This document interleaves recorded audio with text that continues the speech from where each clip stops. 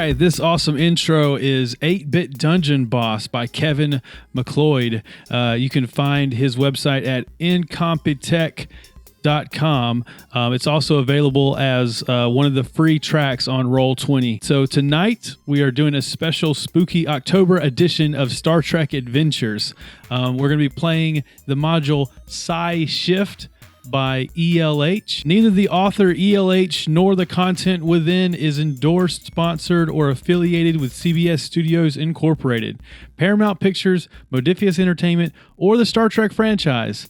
The Star Trek franchise and related logos are owned and registered trademarks of Paramount Pictures and CBS Studios. We're just big fans, and we love this game, Star Trek Adventures, and we love ELH for releasing this module and putting it out for free so that we can play it. So yeah, if you're listening to this on the podcast right now, you're going to have to go to YouTube and subscribe to get part 2. Any future games we're going to be releasing there under the playlist Red Shirt Union. So yeah, anyway, without further ado,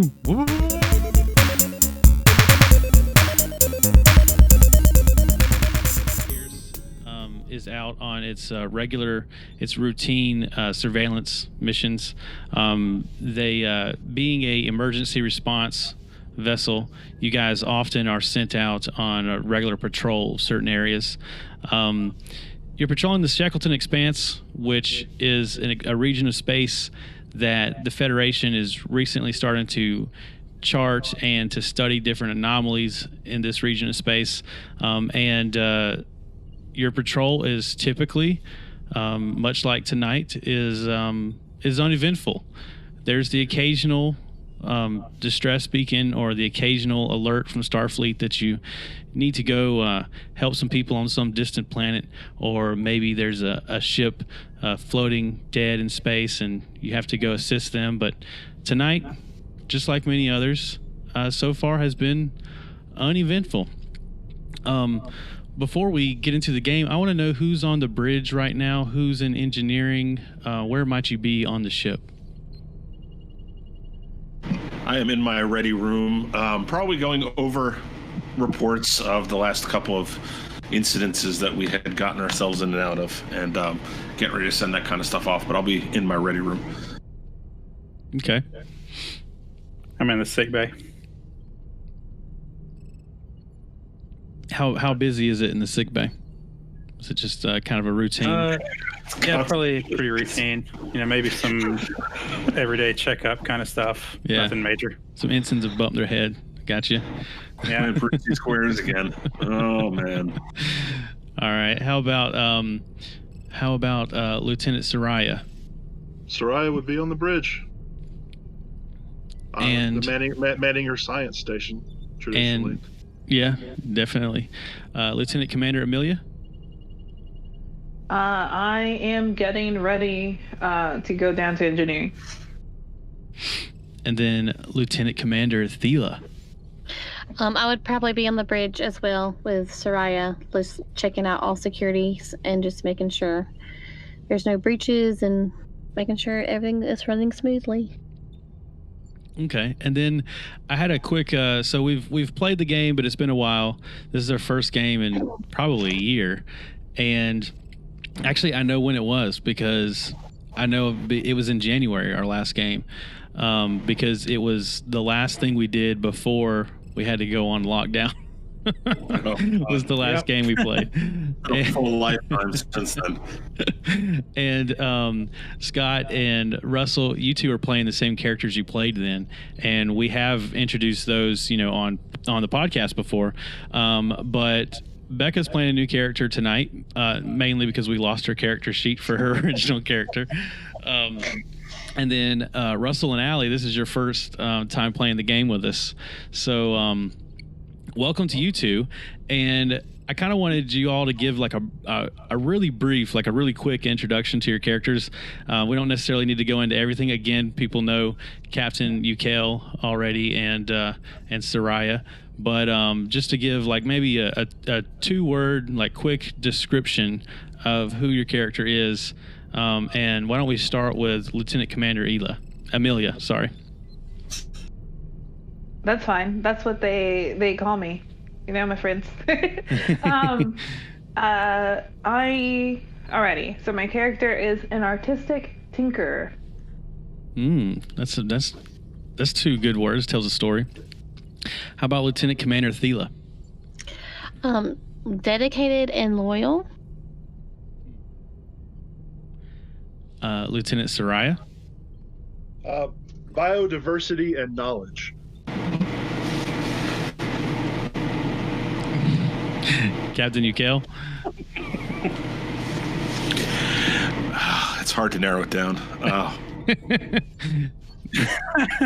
That's enough of a descriptor right there. Driven and over-experienced. There you go. Over-experienced is hyphenated, so therefore it's You took one of mine. Well, how about Dr. Narth? Inquisitive and driven. That's why we're good friends. That's why I chose North on my ship. Because I was like, I like this guy. He reminds me of what it was like before all this bad crap happened to me. Actually, no, after, and then more bad. But as you guys are doing your normal routine, you get an alert at the intercom. Your communications officer turns and alerts the highest commanding officer on the bridge that they received a distress call with an encrypted audio file attached.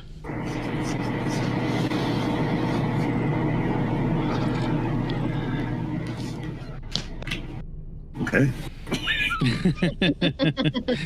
What's up, guys? I would say that Commander Hom would probably, the first officer, she would probably be on the bridge if the captain was not there. Okay. It sounds like we're approaching Delta shift here. It sounds like we're wrapping up first shift, moving into second/third shift. So we received the signal came through just now. Is that what you're saying? That's right. It's actually a code 1 distress call. All right. So she would say, Soraya is a lieutenant, correct? Yes.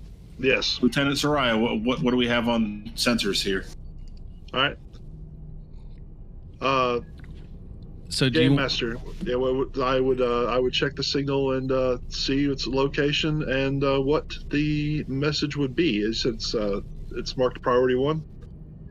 That's correct. So this is going to be a difficulty 0, but this will help us build some momentum for the beginning of the game. So why don't you roll me a control plus science, assisted by the ship's sensors plus science.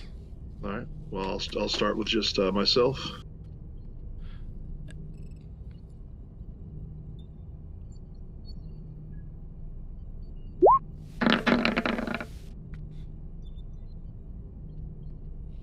All right, so that's 2 successes. All right, and now the ship.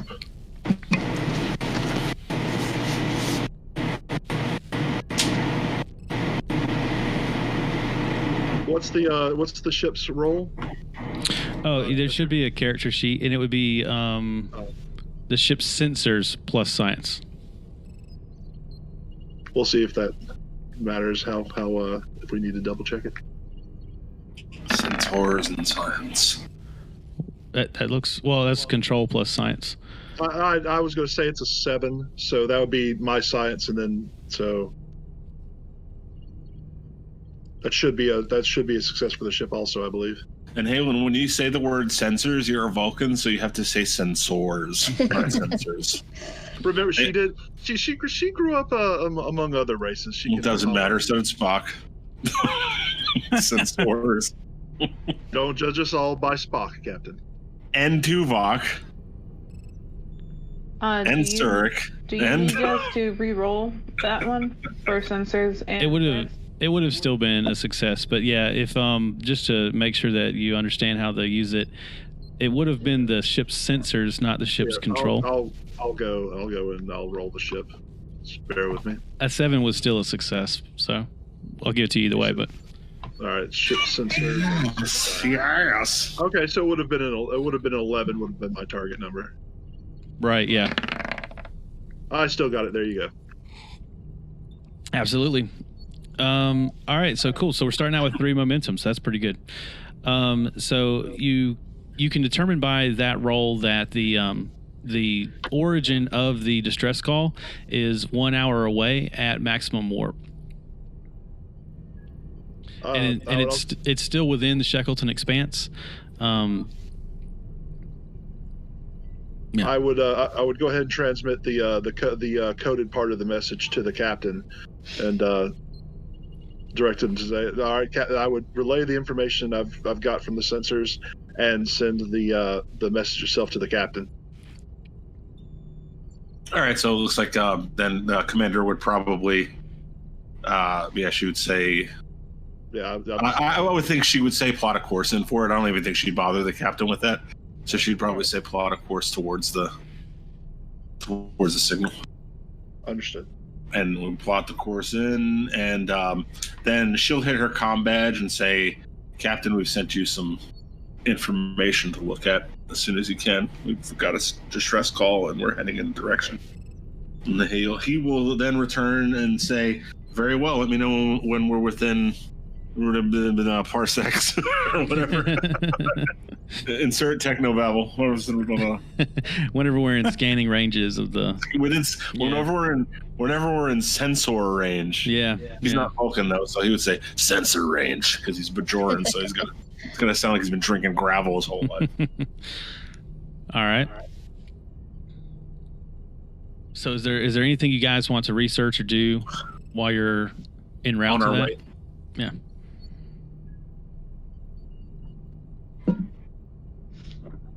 Lieutenant, would you like to look over the information while we're on the way there? I was waiting on trying to give you a option there, sir. Yes. Apologize, sir. Yes, I would like to try to go ahead and research the information we have on the location of that we're receiving this from. Okay. Meaning anything that would be in this in the information banks of the ship or any other communications that we've recently received. Okay, so the communication. I'm sorry. The distress signal. The distress signal. It originated from a outpost called the Psi outpost, and also it was attached. It has attached a encrypted audio file. How long would it take to decrypt this? Is it something that we would already have information to do, or is it something that needs to be done? Yeah, it's a standard Federation encryption. You can decode it.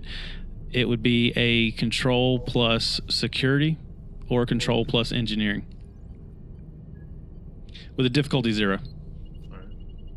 Can I have the commander roll for that? She's got a 11 in control and a 3 in securities. So, absolutely. All right. So that's what 2 done. Well, I can't do that. We don't have her sheet in there. So. I'm sorry. Yes, we don't. Do you want to roll that physically, Bo? Do you want to roll it physically? I don't have the sheet. She's got 14 combined between control and security. We could just roll 2d20s. Yeah. Just roll the 2. All right, let's pull this back up here. Kinds of stresses.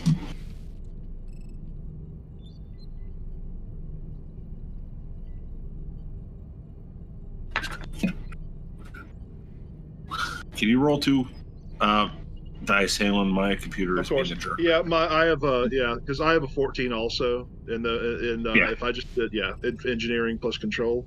You said engineering or security? Yes, either one. Yeah. Yeah, so I have a 14 also, so I can do that.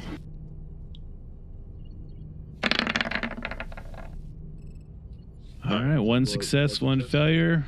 Increase your momentum to 4. And that was to decrypt the audio, right? Correct. Yes. All right, so you decrypt the audio, and it's a message from a frantically sounding male voice who is saying, "Oh my God, they're."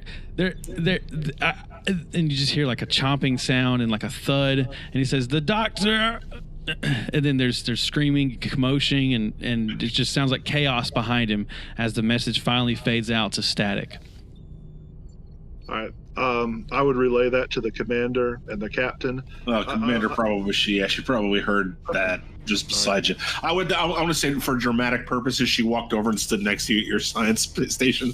Understood. And then she hears all that go off, and she just hits her comm badge and says, "Captain, come to the bridge, please." While that's going on, I'd like to see if I could identify who the person that was talking or communicating was. Kind of records or anything. Are we aware of who's manning the Psi? I want to do a control plus security, and this is at a difficulty. Is it difficulty 0, but success is still questionable. It could still not happen, which I've proven many times with my dice. 2 successes. All right, well, here. And one of them being a 1. So a ultra nice. success. And so you guys are maxed out on momentum. If you want to spend, actually, so you're maxed out, so you'll lose this other momentum to oblivion unless you spend it right now. That's fine.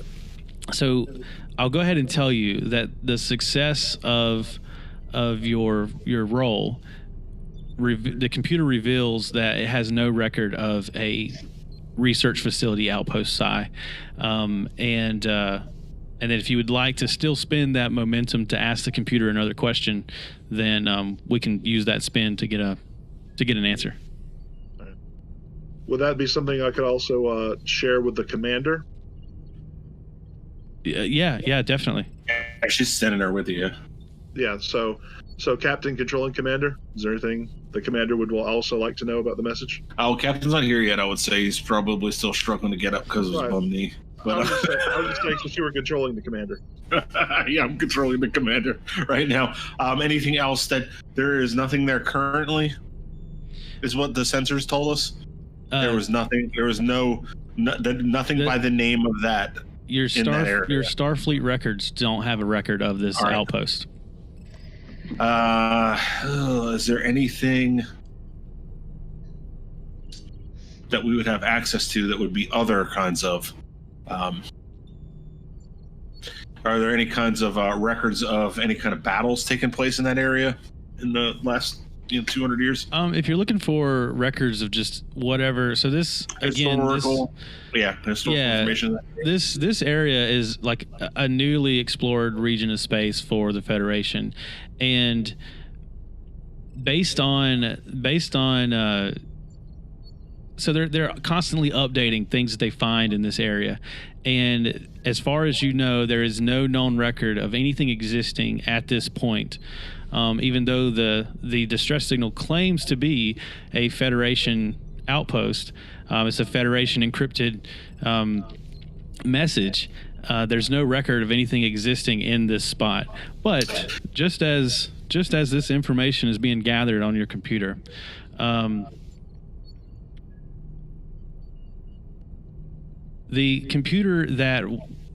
the terminal that you guys are looking at and have found the information that this doesn't exist.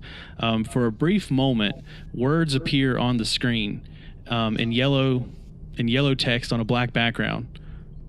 Hope not ever to see heaven. I have come to lead you to the other shore, into eternal darkness, into fire and into ice. And then that message disappears, and then suddenly records of a Federation research facility called Outpost Psi is present on the screen. It wasn't there before, but now it appears to be. All right, Zelana's gonna lean over to Soraya and ask, "Are you familiar with any Earth literature, Lieutenant?" Mm-hmm. Only slightly, sir. There's an older story from my mother's home planet, because she's half human. My mother's home planet. on Earth, written by a man named Dante, and it was a very long poem explaining many levels of hell. And if I'm not mistaken, it's been a really long time since I came across this. I believe, and she could like cross-check that it's a quote, right? Just typing it, Peter. Yeah, she can cross-check it. And it's just beep, beep, beep, and it's on a Buck Rogers ship. It makes those noises when you press the buttons. And I'm right. Aren't I right? That's Dante. It's Dante's correct? Inferno. Yeah. Yep. Yeah. So she says, "You got any suggestions on what we should do here, Lieutenant? It looks like we're being sent some kind of demonic message, and then suddenly we have the information we were looking for." I would recommend, Commander, that we speak to Tactical about scanning any type of time or spatial signatures they're looking off-ways, because this is not something. This is some type of interference. Absolutely, it sounds great. We'll send that down to God, what was the guy's name? Tyrus Stone to Lieutenant Stone to see if he can get anything out of that. I'm also trying to, and hopefully we won't run into Mr. Dante and his Inferno quite literally.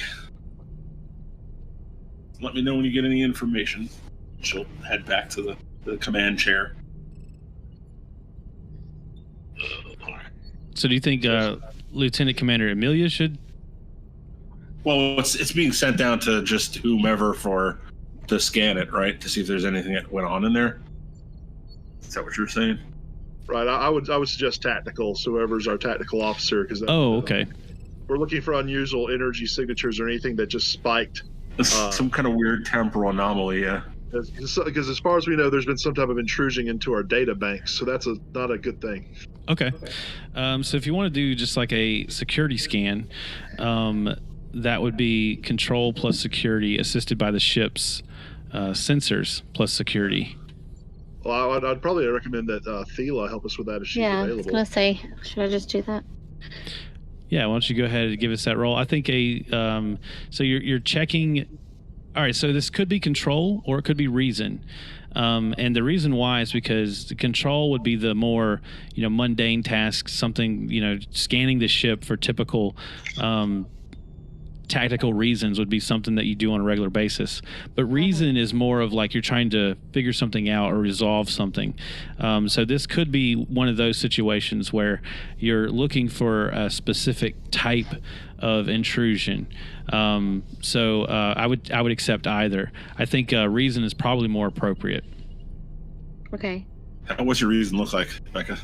My reason is 7, but my control is 11. It's pretty stinking good, so. Yeah. Why don't we stick with control? That's what I said originally, so. Yeah. Let's control and security? Yep. So control and security, and this would be a difficulty 1. And then assisted by the ship's sensors. You want me to roll a ship? I'll roll a ship. Security.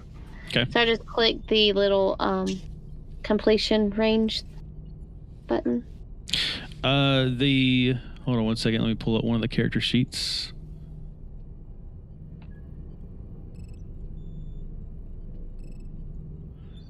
So the button out to the right is the task roll, and you just make sure you have the right attribute and discipline highlighted whenever you click on task roll. The complication range should be at 1. You shouldn't change that unless I tell you to. Okay, so do the second button, task roll. The little Starfleet logo in the purple square. The second one. Mm-hmm. Okay. See, it says roll 0. No, the first one. The one that's next to task. Oh, yeah, task roll. Well, mine is it's just kind of funny looking. Then it's the first one then. Okay. Ooh. So, 1 success. 1 success and 1 complication. Do you guys want to spend one of your momentums to remove that complication? We've got that extra momentum anyway, don't we? Yeah. Or not, we have extra. You've maxed out at 5, yeah. Okay. What is the purest rolling? Was that did the ship sensors have anything to add to that? Yeah, the ship sensors could roll too. Was it command? It was sensors plus security because you're using the ship's sensors to detect. All right, this. so that was complication range 1 task roll, and it's 1 die. Mm-hmm. Yeah. Did that roll? There we go. And 1 success. 13. So basically you can use your momentum there to negate the complication. Yeah, let's do that. That sounds good. And you don't lose anything because you would have gained a momentum right then, so you're still at 5. It just washes. Right, it's a wash. Okay. All right, so your scans don't detect any intrusion to the computer systems, as far as no one's hacked into your system and added information there, but you can tell that this information did not exist until the moment that you asked the question, that the ship's crew asked the question. Okay. Would we be able to scan for any temporal anomalies? Yeah, definitely. I think that sounds like more of a sciencey kind of role. The most probable situation that we're having here is something to do with time. Sending something that's that old of an Earth quote at us. Right.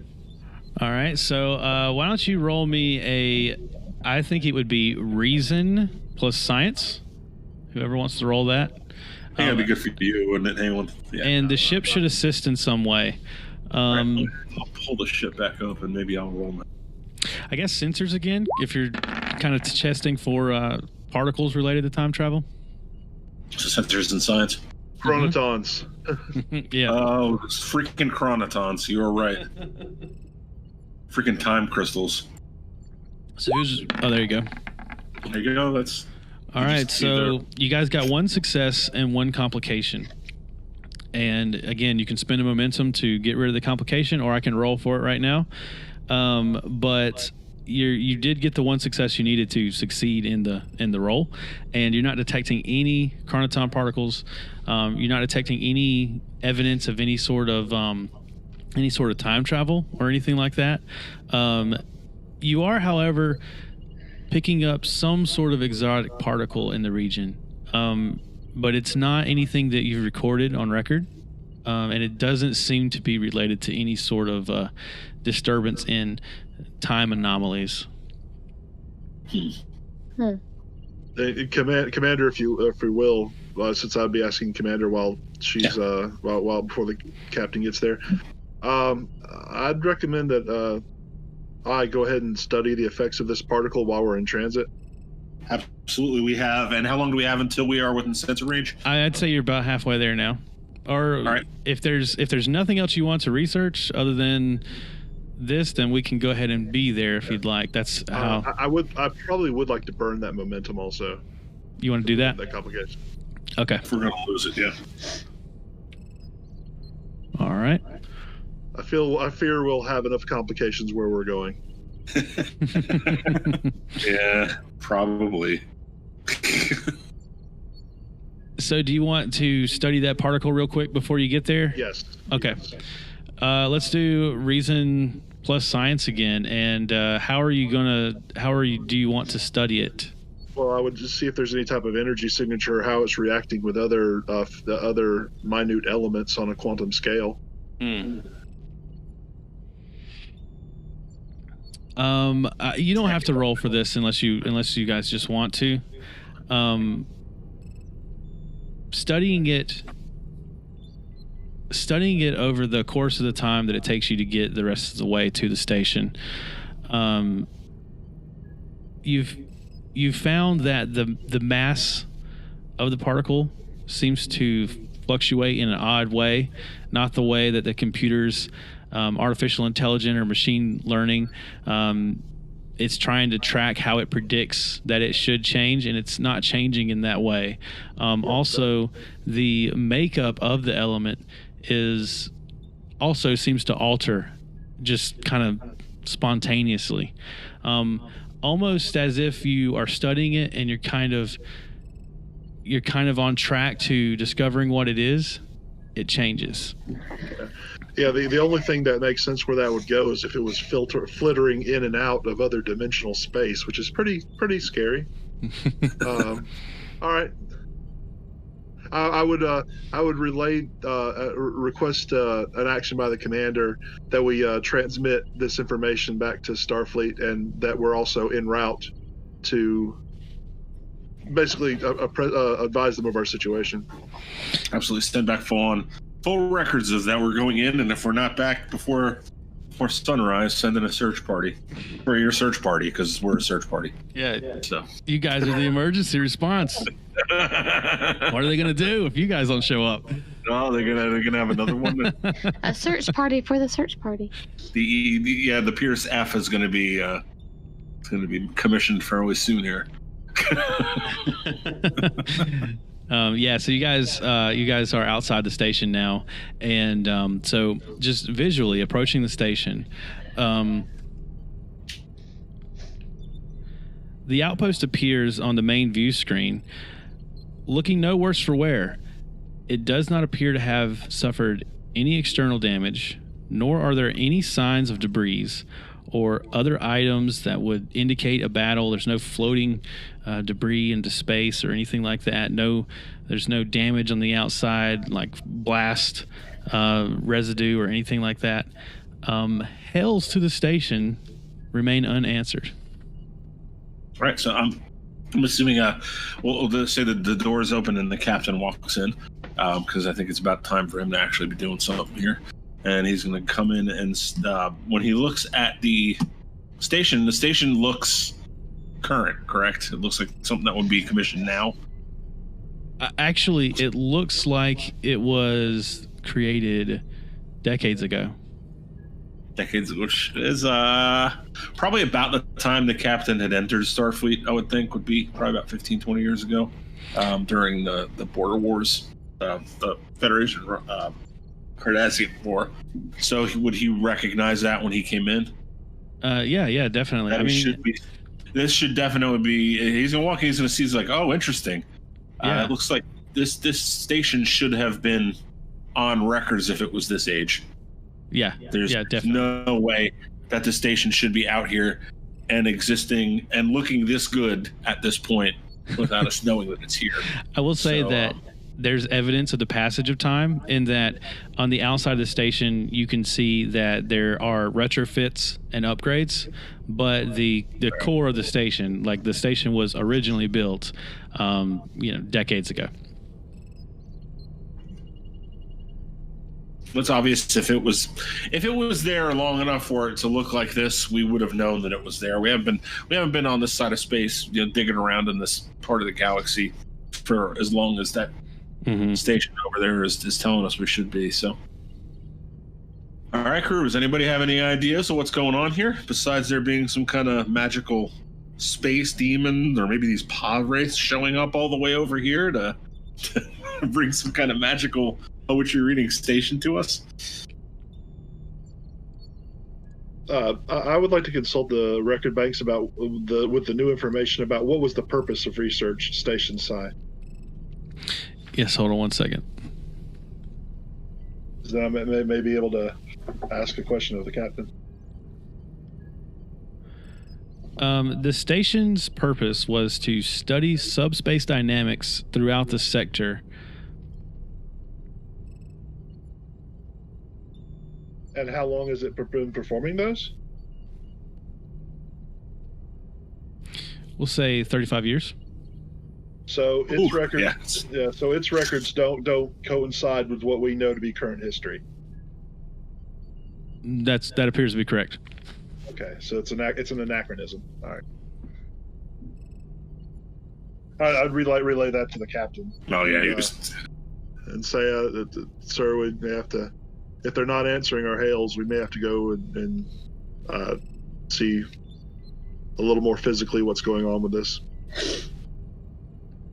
All right, let's put together and he's gonna kind of clap his hands together like that. He's like, I'm not missing checking this out for myself. Commander, you have the bridge. Lieutenant Soraya, I think you should probably come with us as well.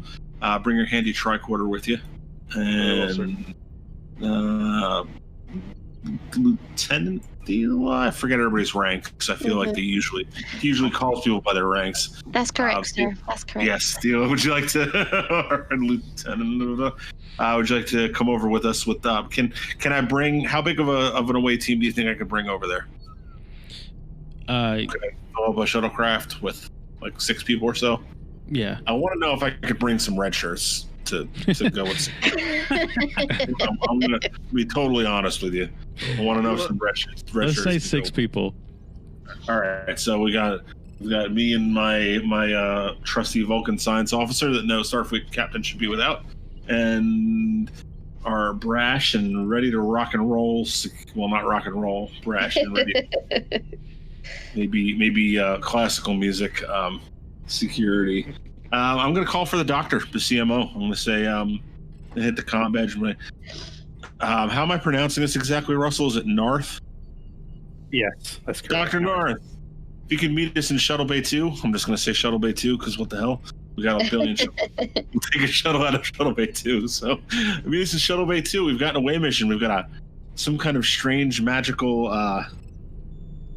reappearing station. It's looks like it's been here but hasn't been here for the last 20 years. So I would say bring a medical pack because we might need more help than just your standard tricorder thermal regenerator. Yes, sir. I'll be right there.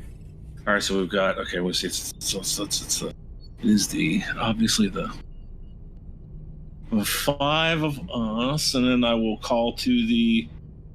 Are we calling her Chief Amelia? Is that what you want to be called? That works. Chief? I like saying Chief. Chief is fun to say. I'll hit the comment. Hey, Chief, how busy are you down there? I mean, you can give me an honest answer, not just what you tell the captain. Like, how busy are you down there? Hello, Captain. Not busy at all. Excellent. Would you like to come check out a seemingly time-displaced station that's been retrofitted with a bunch of really cool gadgets on the outside of it? Can I scan it first and then we'll go in? Hey, if you'd like to be careful, that sounds good to me. I'll have Lieutenant Soraya, look over at Soraya, send down some of this information to you that we've gotten so far. And then I'll look over at Soraya. I'm sure she'll just go bleep bleep again on the keypad. And so Chief's got all the information that we have. So I'm assuming it probably is going to take her 5 minutes to go over it. She'll probably throw it on a pad on the way to meet us in Shuttle Bay 2. Are there any particular types of scans you would like to do on the station? I want to just essentially, I want to do 2 things if possible. Mm-hmm. I want to scan for life signs, and I want to scan if there's any internal damage. Mm-hmm. All right.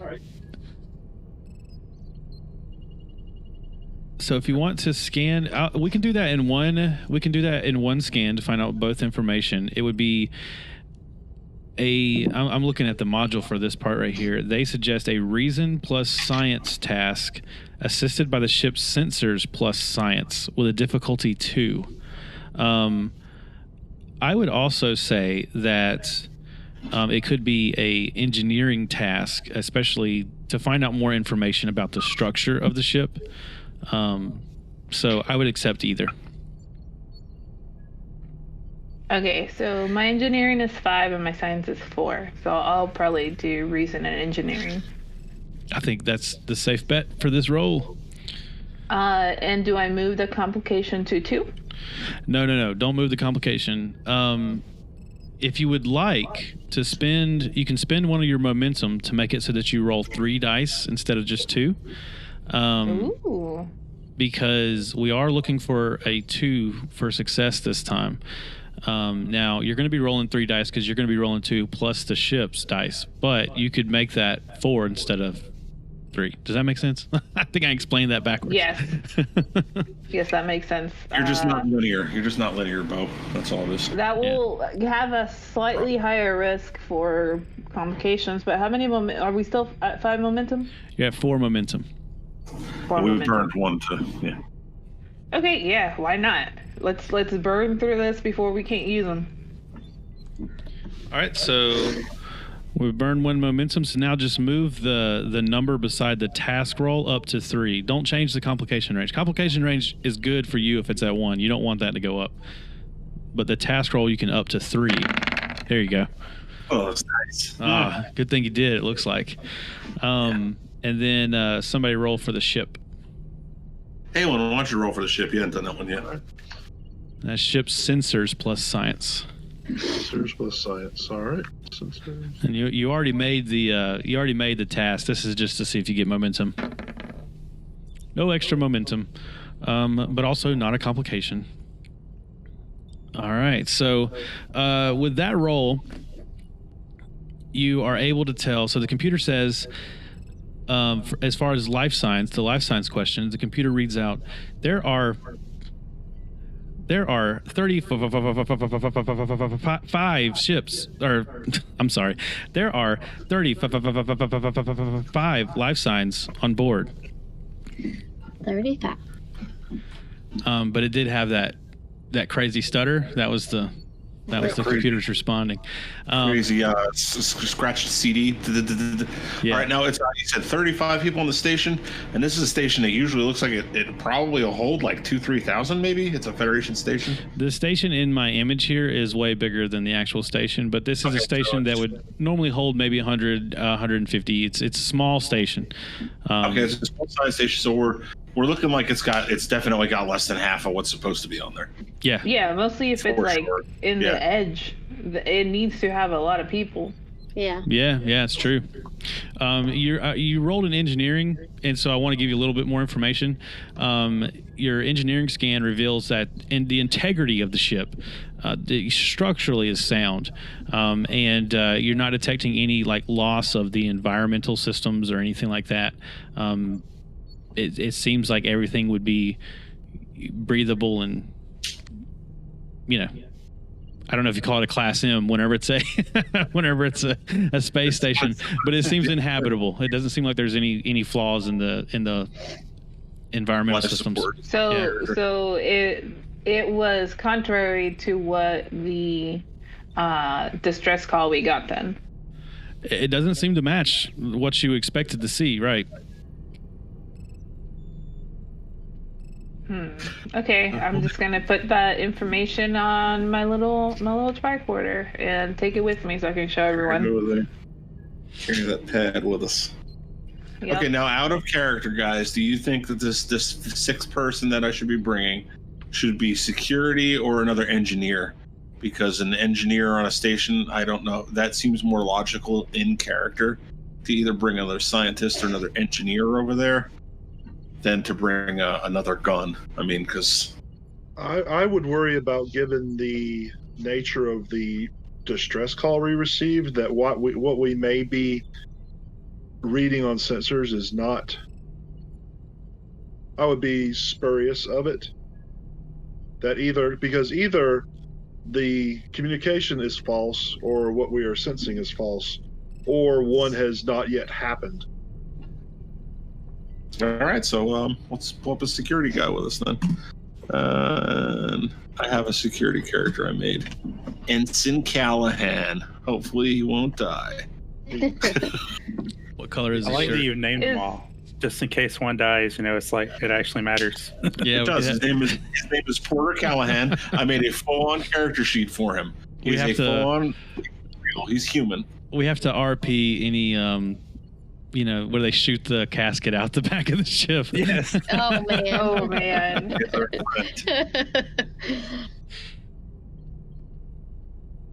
Okay, that sounds good. Do you want to let's see, I could like really quickly put together a quick sheet for that if you want to. For what? For the Ensign Callahan. Porter Callahan's the guy who made the sheet, bro. He's right here. I've got it up and ready to go. All right, I'm just gonna let you roll it. Then I was gonna put it in so that you could use the special rolls in the system, but yeah, he's pretty. I'll just let you standard. Yeah, guy. So he's gonna be running under TOL. Whatever she tells him to do, he'll go do. I'll tell you to roll it. Okay. All right. He's got a big bad security of 4, so because he's a kid, so he can't have. He's So how do you? supporting? He's a supporting character. I got you. He's gonna die by the end of it. I got you. He's not going to die. Oh, no. Ensign Callahan, Porter Callahan cannot die. What color is that shirt? It's a red shirt, right? It's a red. Red. Gold. It's totally red. Oh, do you know what year we're in? Red shirts are captains now. He stands a chance. Then he stands a chance. TOS rules. Or maybe in TNG, gold shirt is the new red shirt. It is. Yeah. So yeah. Unless you're that poor science officer that got phased between the two decks, which was totally traumatizing for me. I don't remember what was her name, Halen? The one that, or was she even named? That like rematerialized between deck plates. I don't know that she was named in canon. She was named in support materials. Dude, because I was just sorting some of my cards before we got on here, and I pulled that dilemma out, and I was like, oh god, it still hurts my soul. Can't look at it. So hopefully Porter won't get stuck between a bulkhead. So how are you guys getting over there? You're sticking to the shuttle pod? Shuttle pod seems safer because if it's something that we're getting all this kind of weirdness on, I would like to, physically zip in there. Yeah. All right. So you approach the station, the shuttle pod doors, shuttle bay doors, and the doors don't open automatically, and there's no responses from Hales. I'm not sure how you want to proceed. All right.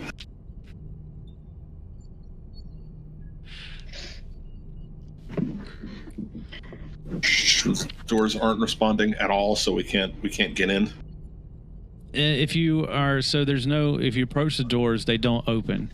There is like a mechanism to the side of the door that has like a flashing red light that every time you send the signal to engage the doors, the light just flashes, but doesn't allow you entrance.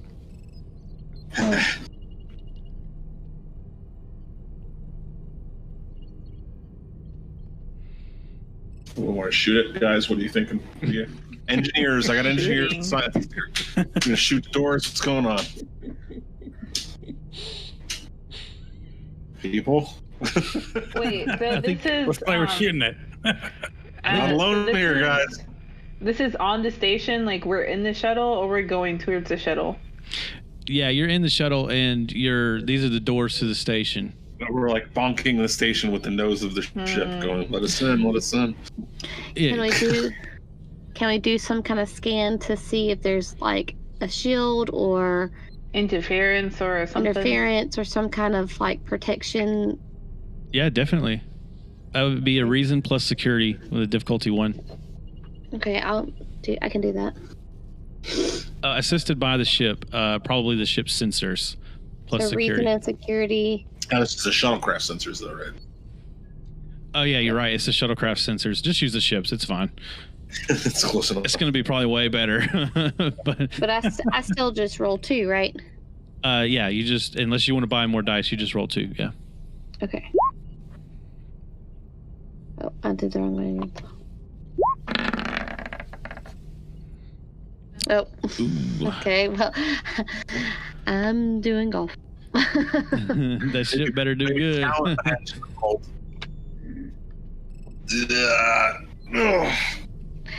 Well, I didn't get anything on my scans. The computer just shuts off and falls off the. Yeah. Somebody roll for the ship. We're smacking the shuttle. What am I rolling? 2 dice. If you want to spend momentum, you can roll 2 dice for the ship. Sensors and command and that. And security. Security. That's correct.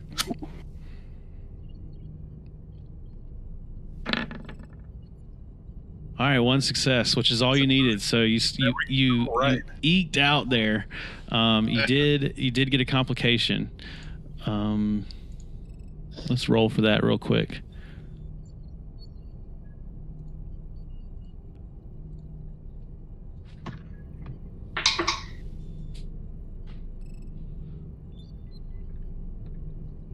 Okay, so the ship's sensors, for some reason, whenever you scanned the object, there was like a surge of electricity that went back, and in order to use the sensors again, the complication range would be increased by 1 whenever you use the shuttle pod sensors, not the ship sensors. But you did get a successful roll. So with that roll, you're able to tell that if you were to overload, this is an automatic like locking mechanism on the outside of the shuttle bay, and if you were to overload this mechanism, that you would be able to open the doors manually. In order to do that, it would be a control plus security with a difficulty 2. Captain, have we explored the possibility of beaming someone over?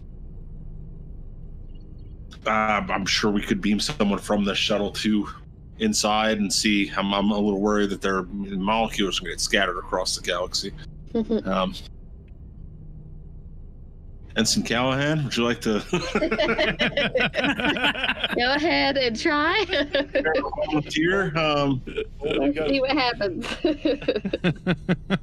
God, poor kid.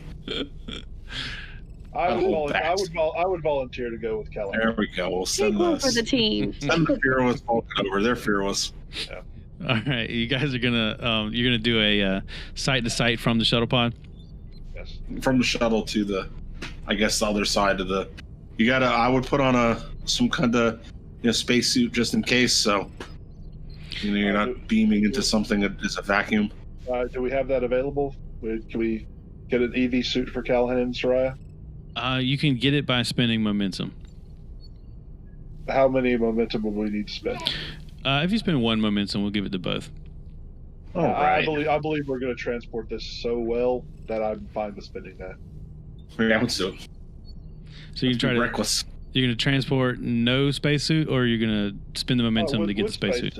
With spacesuit. Okay. Yeah, so I'm just basically saying we're going to transport so well. It's my Vulcan competence.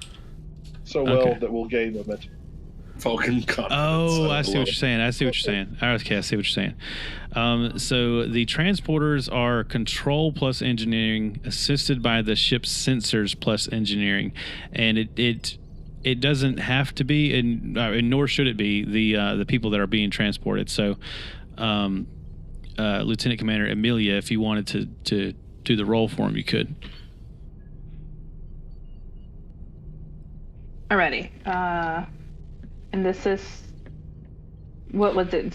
It's control plus engineering, assisted by the ship's sensors plus engineering, and the ship actually is going to have +1 complication range. So let me go ahead and change that on the ship's sheet, and this is only because of the complication that you guys got last time. The USS Pierce, complication range 2. All right. Okay, I rolled. 2 successes. Does anybody want to roll for the ship? I guess you don't have to be assisted by the ship. Russell, why don't you roll for the ship this time? It's your turn to take the Pierce. All right. You said sensors plus what? Engineering. All right.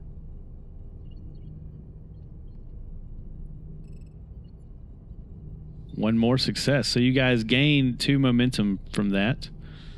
I am not surprised at all. It's exactly as I explained. What happens when you have Russell do stuff? And so this ship, based on your engineering scan earlier, you're aware of the locations that are present on the station.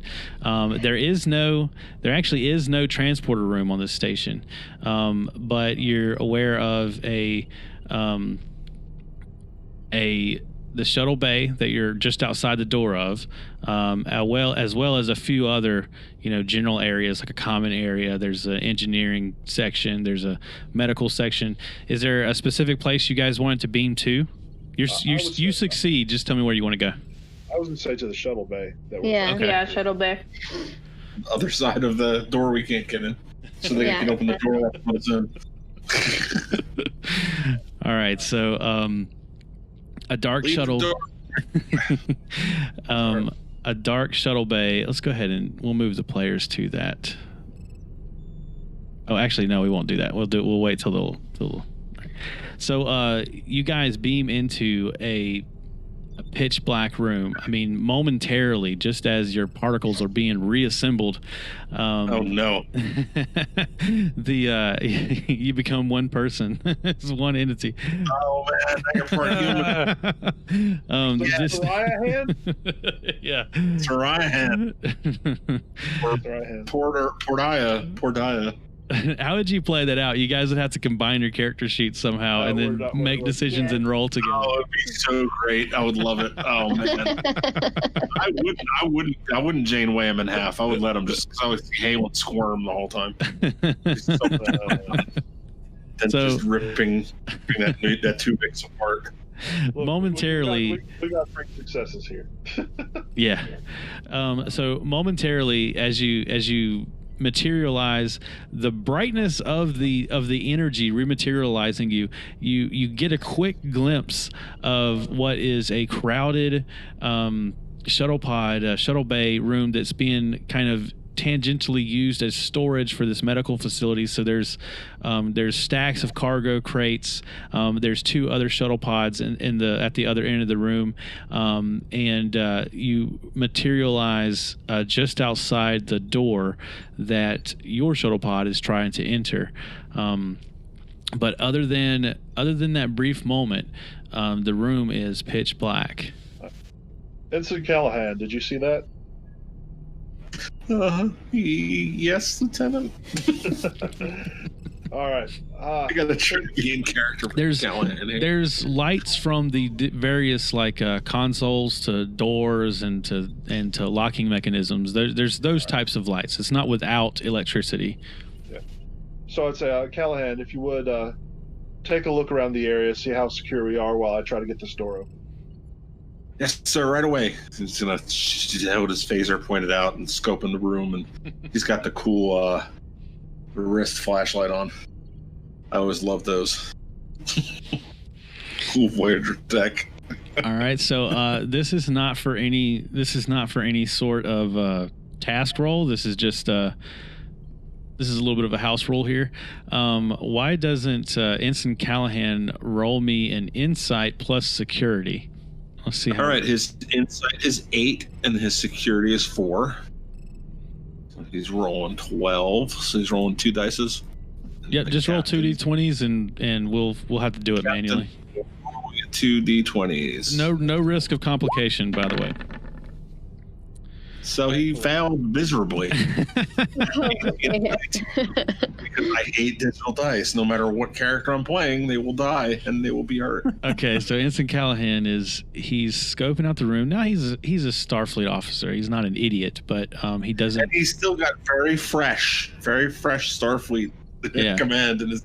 Yeah, exactly. Yeah. So he's searching around the room, but he does nothing sticks out as odd, but he doesn't see any danger. All right, so I guess he'll keep doing his little sweeps. He made his way all the way around the room. Made his way all the way through. Everything looks fine. Yeah, sure. Okay. So I would think he'd make his way back to the lieutenant to tell her that he saw nothing strange, nothing out of the ordinary. All right. If this is a standard Starfleet shuttle bay, it should have a manual release somewhere in that you can just physically move a lever to start opening the bay. Yeah, definitely. That's definitely a Star Trek canon thing, yeah. Yeah, I'd search for that. And you would easily find it. The light is on at the locking mechanism, and this is actually specified in this module, so I was trying to see if I could find it real quick. We'll make it up if I can't.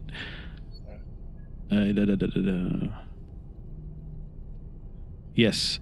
It's a control plus engineering difficulty 2 to basically force open the locking mechanism manually. All right, let's see how it goes. And you can get the ensign could assist you with the same roll, just only 1 dice. Yeah, I'll say we'll do this with the assistance of the ensign. All right, let's see rolling. I've got one success.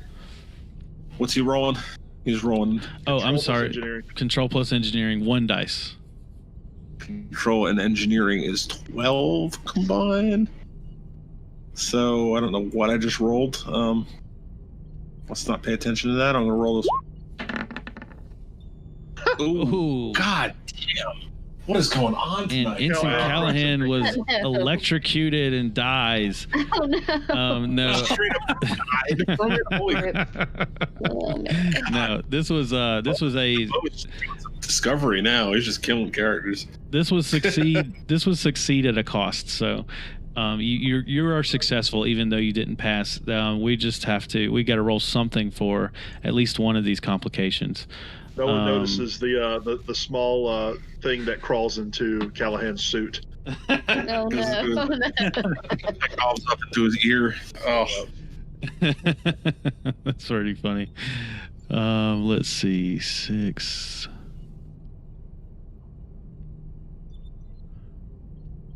Everything fine. I'm sure everything will be fine for the PC characters.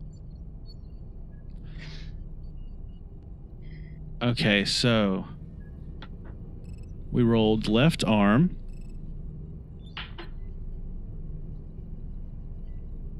And we rolled. I gotta find it. Left arm. So, Ensign Callahan's left arm was damaged strenuously trying to open this shuttle bay door. Any tasks that he rolls would be at an additional complication if it's a fitness related task. He's now has an extra complication. poor old guy. Poor guy. We knew he would be. We said he would be taking the damage. Yeah. Poor kid. He's gonna become more grizzled than everybody else on this stinking ship. Is what's gonna happen to him. But the doors open up. There's the force field comes over so that you guys aren't sucked out into space. They at least have that safety mechanism functioning. And you can see in all its glory the shuttle pod of the USS Pierce just outside the doors of the shuttle bay. There, it's life. So I'm assuming you guys make way and let them pull on in. Communicate with the shuttle and let them come on in. All right. Well, while we're doing this, can I do while they're bringing that? Can I do a small tricorder reading of what I can see locally? We know what the sensors said from the exterior. Are they matching basically what I'm reading with my tricorder from the interior? Yes, they are. You're scanning for like hull integrity and life signs. Yes, everything you scan for on the ship, they all match. The sensors weren't lying to you out there. It seems like it matches up. So you're making these scans as the doors open and then the shuttle pod comes in. A light comes on from behind you. Revealing the layout of the room. And so I'm going to switch you guys to a different screen. And this is generally this is a Star Trek Online advertisement for some expansion. But this is this looks like some TOS type rooming here. This is probably everywhere. This is way older. This is actually way older. But so the room is revealed to be in somewhat disarray. I mean, there's just kind of debris, everywhere. Not of damage, but just like loose. A box is toppled over with a lid off. There's across the room. There's a door that leads into another room, and the mechanism on the door is kind of like hanging off. The faceplate of it is at a 45 degree and just hanging by wires, and the light that's allowing all this into the room is a window. A light has come on, and there's a man standing in the doorway of what appears to be maybe a small office at the top of a flight of railed stairs. Opposite end of the the bay from where you are, and there's a very angry human male in the doorway, and he says, "What? Who the hell are you? What's going on here?" But approaches the railing, and the shuttle pod is pulling in at the same time. All right, so we're still on the shuttle pod. Yeah, you guys are on the shuttle pod. Soraya and McCallahan are.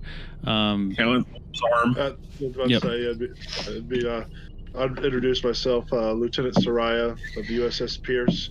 We were responding to a distress signal. Aboard the shuttle pod is my captain. If you bear for a moment, I'm sure he would like to speak with you as well. Absolutely. We just weren't expecting anybody. I find this highly unusual.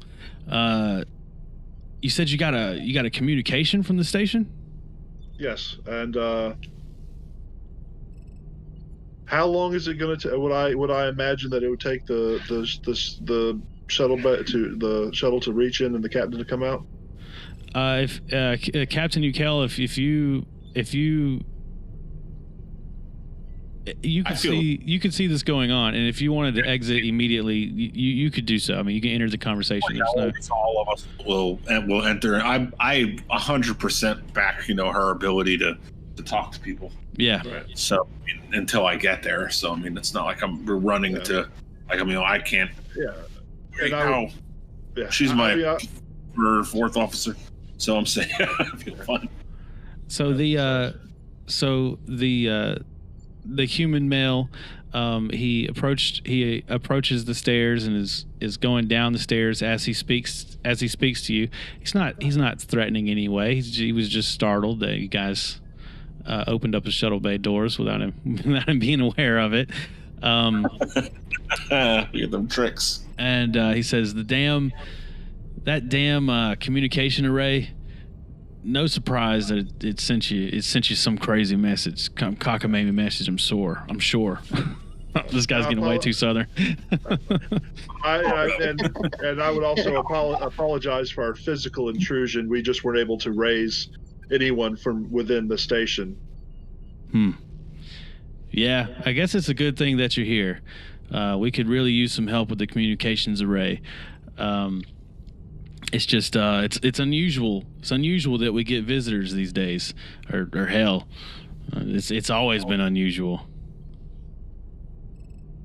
And how long have you and would I know his insignia by what his rank would be? Yeah. Well, in all honesty, he should have introduced himself by now. So he says, My apologies. Station Chief Hubbard.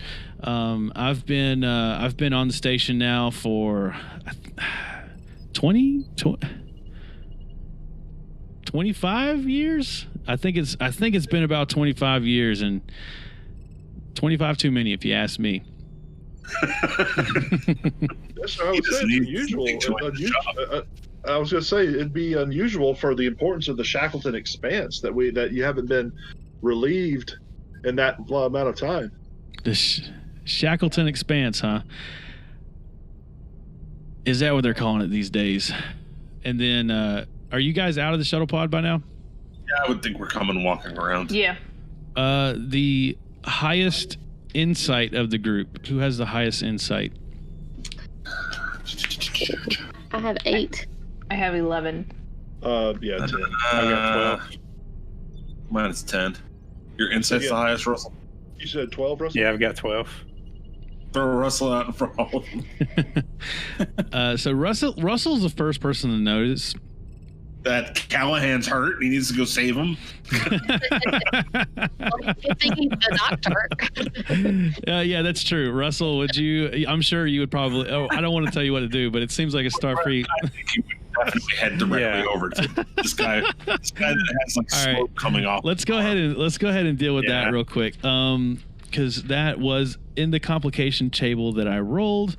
They say that it is a control plus medicine with a difficulty 2 to remove this affliction. If you want to heal Callahan, All right. Kill him. Yeah. Kill him. or just let him die. Something good happen for once. Come on. Don't roll with Oh, I'm 20 definitely on gonna that. try. Yeah.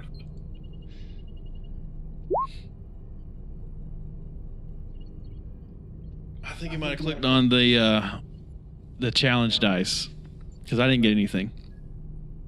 Oh, maybe I did. Hold up.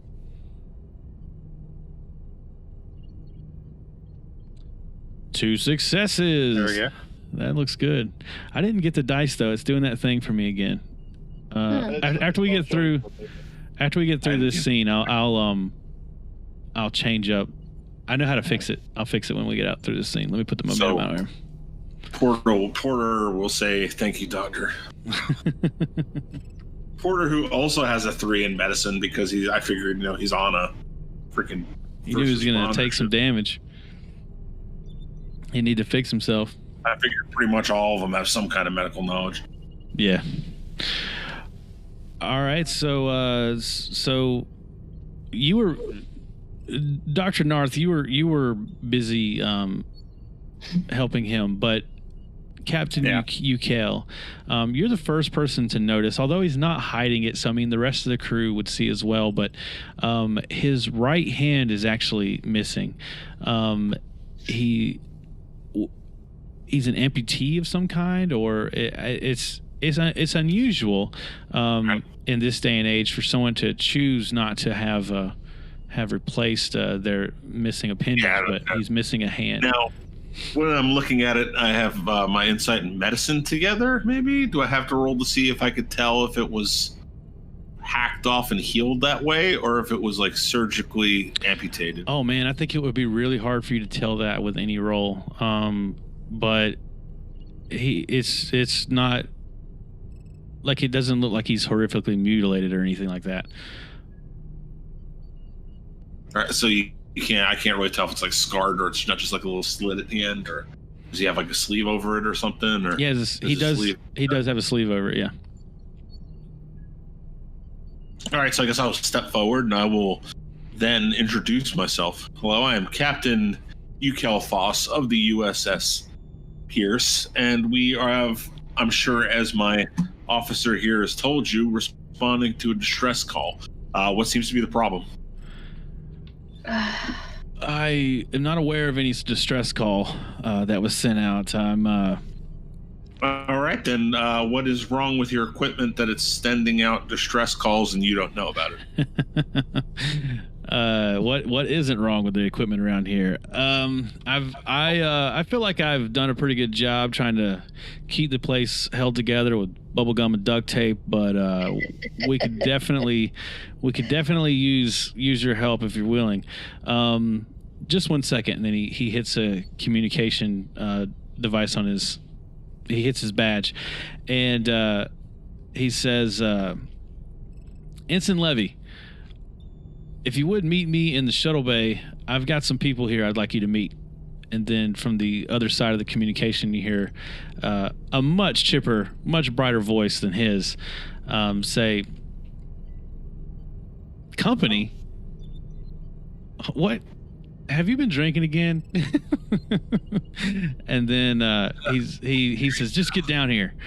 Callahan's friend. What's that? I said Callahan's gonna have a friend. Maybe they can fall in love and get married. Maybe we could have a whole love story here. I ship it. About time. So after just a brief moment, the doors to the left of you, the one where I was talking about the faceplate is falling off. I love it. It opens up and Faceplate falls off. and leaping into the room, just excited to see new faces because it's been so long since she has. Ensign Levy, she comes in and she says, "Oh, we've got Federation visitors," and go ahead. Human female. All right, she looks straight human. With bright hair. She has like aqua blue hair. Oh, so she's a scene kid. Okay. And dark eyeliner. A lip ring and a septum ring and 2 nostril rings. Yeah, exactly. She looks captain and goes, "Oh my God, is that you, Hot Topic Guy? What are you doing out here? What are you doing? You star, Hot Topic Guy? Don't you work at Hot Topic? Hey, where's the Hot Topic? And God. I'm literally going to roll with this. I'm going to roll with this, and I'm going to have Callahan kind of like look over at her and like, you know, kind of go, oh. Like, oh, hello, you know, like the young red shirt would on TOS when a pretty girl walks in the room. I mean, that's how it works. Yeah.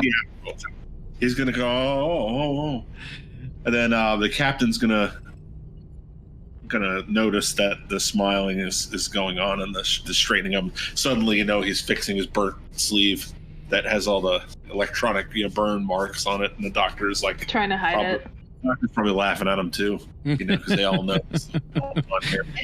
So, how old is your character, Russell? How old is he? Is he like probably a midlifer type guy? Yeah, I mean, I never paid an exact age, but yeah, I'm thinking, you know, He's seen some middle of the stuff, road. so he's probably laughing at it too. They probably both notice it. I feel like the doctor and the captain have some funny little jokes going back and forth here. So, Station Chief Hubbard would speak up and say, "This here's Ensign Levy.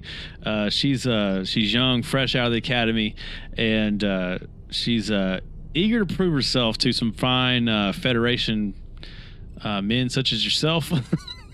That sounds very familiar, doesn't it? Doesn't it, Porter? And I'll have the captain say, I'm going to have the captain say that literally that he's going to say, that sounds pretty familiar, doesn't it, Porter? Not call him Ensign Callahan. He's going to call him by his first name. Yeah, okay. And then, that drew her attention to Ensign Porter, but only momentarily because she's super eager to prove herself to a Starfleet captain, and she says, "Yes, sir. What do you need me for, sir? I can't wait to be of assistance." And then Chief Hubbard points out that why don't you show these gentlemen to the communications array if you're willing to take a look at it, Captain. Absolutely. I'm going to say, hey, Chief. I think it would be a better idea to have my chief engineer go with Ensign Callahan here to check it out, and I'd like to actually speak a little bit more with you, if that's okay. Okay, so you want to stay and talk to Chief Hubbard? Yeah, stay and talk to the main man here, and have Chief go and check out the communications array. I think that the Chief is probably the best person to look at that, and to have Callahan with them as well. So. Yeah, that works for me. There you go, Captain. Chief. Now you get to go down there and deal with the little lovebirds. It's on you now. Yeah. Before we head on out, I mentioned to Chief Hover saying, "Hey, if you need me to make you a hand, let me know. Dr. Narth over there, his prosthetic I made. So if you need me to make something for you real quick, just let me know." I like to see how people react to something like that. Yeah. If it's like a. So he kind of begrudgingly laughs it off, like, you know, like, oh yeah, no, I don't trust him myself, so I haven't had much trust for technology, so I don't think I want to add any more to my body. Strange coming from an engineer, yeah. Really strange coming from an engineer. Well, the station is in disarray, so maybe he's not very good at his job. I want to also envision that Amelia has like one of those cool jackets that Torres wore for like the 4 episodes that had like the tools in the pocket and everything. Yeah, that was like unzipped and everything. Yeah, so cool. Yeah, looks so damn cool. Has like screwdrivers shoved in there and like physical crap and like real work and stuff. And, I want to visualize this character. Like she could put a hand together in like a second. What's funny? What's funny? She takes that nameplate off of the door and turns it into a hand. Allie's image on Discord is Rogue, so I keep just picturing Rogue in the Starfleet uniform. with a little Horizon symbol on her forehead. So that's how you tell they're Horizon, and they're not. They have a little symbol on their forehead. It's a big difference. So it's true that the engineers say that though, because Ryzens are very forward. That would make sense. That's 100% character. Yep. Are very forward, and especially with her having all the knowledge she actually has, and having kind of the rest of the crew. Soraya being the one who is actually reserved enough to not open her mouth so much. I like the free-spirited Ryzen engineer. It's a neat concept. Yeah, see, that's why it's another. She's also friends with my little blue doctor over here, who I'm gonna totally write into my character's background that we used to serve together, because I think that'd be really good. Yeah, that's great. All right, so we have Ensign Callahan and Lieutenant Commander Amelia are going to go with Ensign Levy to look at the communications array, and then everybody else is staying here to speak with Station Chief Hubbard. I would like to have, I would like to have security and science with me to speak to him, because I think there's something more going on than an oops. There's oops, we didn't mean to send that. That sounds like a line of crap. Is what that sounds like. Yeah. Okay, so I know that my science officer is intelligent enough to decipher. I'm just, don't really trust anybody, and I want to have my nice gun over here by my right side too. Okay, no, this is good. This is good. This is throwing me for a little bit of a loop here, but I really love it. So, Lieutenant Commander Amelia and Ensign Callahan, you're led into the next room with Ensign Levy, and basically, she entered through this door. You guys are following her through the same door, and it enters into like a common area. There's tables set up. There's a window with a view of the outside space, and there's people scattered throughout. It's not overly crowded. I mean, there's only 35 people in the entire station. Of note, there is a lady sitting at a table, and her back is turned to you, but you, Lieutenant Commander Amelia, you notice that she has a Bajoran ear decoration on her left ear, similar to the captain's. She has on her left ear? Or her right ear. I'm not sure. Which ear would she wear it on? The right ear is the correct ear. The left ear means that she worships the pirates, and we're entering into a whole new... No, that wasn't intentional. That was just a mistake on my part. So on her right ear, and oh God, this is Turk. This is Pack More. And then there is there's another group of note that kind of sticks out to you, and it is it's a Vulcan mother who's arguing with her child to try to get her to eat something, and the kid's refusing to eat. But Ensign Levy, she says, "Oh, it's right this way." I'll tell you what, communication array aside, I would love for you guys to take a look at the replicator. All the food smells like shoe polish. It's insane. But the communications array is just through here. And then she kind of motions to another door on the other side of the room, where apparently the communications array is. And she's walking in that direction. You guys can go with her. If you want to stop, just let me know. I'm gonna play Callahan here. Now, when they're walking through, is it noticeable that the Vulcan mother that is talking to the child is, "Why don't you do what I tell you?" Oh, no. Or she? No, the Vulcan mother is being very Vulcan. The Vulcan mother is like, it is only logical that you would eat. You would eat your food. It is required sustenance for Mother, I don't want. The kid is being more irrational than. Probably lived there his whole life anyway, so maybe he's never been to Vulcan.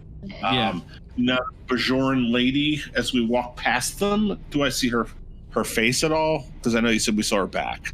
You saw her back. Yeah, you saw her back. I can just tell that she has the earring on. So that would mean that it's an older woman. Which is highly unusual for an older Bajoran to have been off of Bajor and that long because of the time frame, she would have had to have been liberated from a camp. Yeah. So. You're playing Ensign Callahan, though, so I mean, think about what he might know about it. Yeah. So what I'm gonna do is I'm gonna let them know. It's like, where's the replicator so I can tinker with that real quick? I can fix that in a jiffy. Oh yeah, it's right over this way, and she points to the replicator. The replicator is actually by the table that the elderly woman is sitting at. You'll have to pass by that table in order to get to the replicator. And so Ensign Levy is like, oh my gosh, like I can't believe you're going to fix this replicator.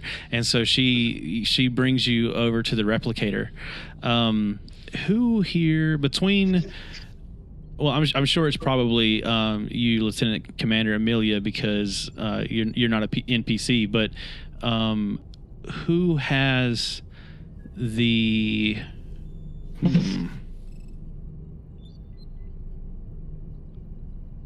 Who has the highest? I guess it would be insight again. That's definitely you. Over okay. I'm inside, so he's just chilling.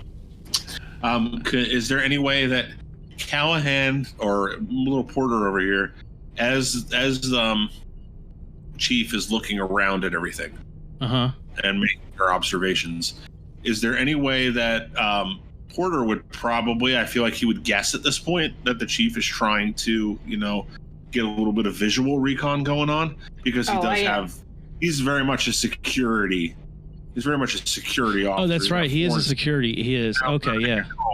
So I want him to kind of like smile a little bit at Ensign Levy and do the fumbling kid that he says, so where are you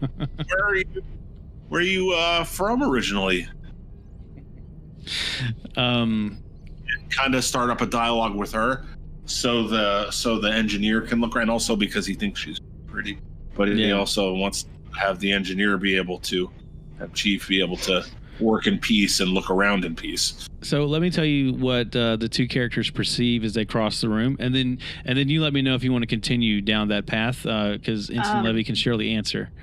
Before that, is Ensign Levy in front of us, showing us where the stuff is? She is. Yep, she is guiding you. Okay, I motion to Callahan to just like, I'm giving those eyes as in like look around, and specifically at these two interests. Yeah. Just to see what's up, because one, what's going on? Two, this shouldn't be happening. So Ensign Callahan, momentarily as he's scanning the room, he looks at what the child doesn't want to eat, and just for a moment, it looks like a pile of severed fingers, but then it goes back to what it was before, which is some strange Vulcan noodle dish, worm thing. Yeah. And then Lieutenant Commander Amelia, Ensign Levy approaches the replicator and points it out to you, and whenever you first look at it, you almost think that there's a snake sliding out from where the replicator would normally replicate the food. There's like a curled up snake just slithers out of it and down the wall, but then you blink your eyes and it's gone. Okay. I physically step back when I see the snake, and essentially when I step back and blink, I'm assuming that's when it disappeared. Yeah, and Ensign Levy notices you stop, and she says, "Oh no, it's right over here.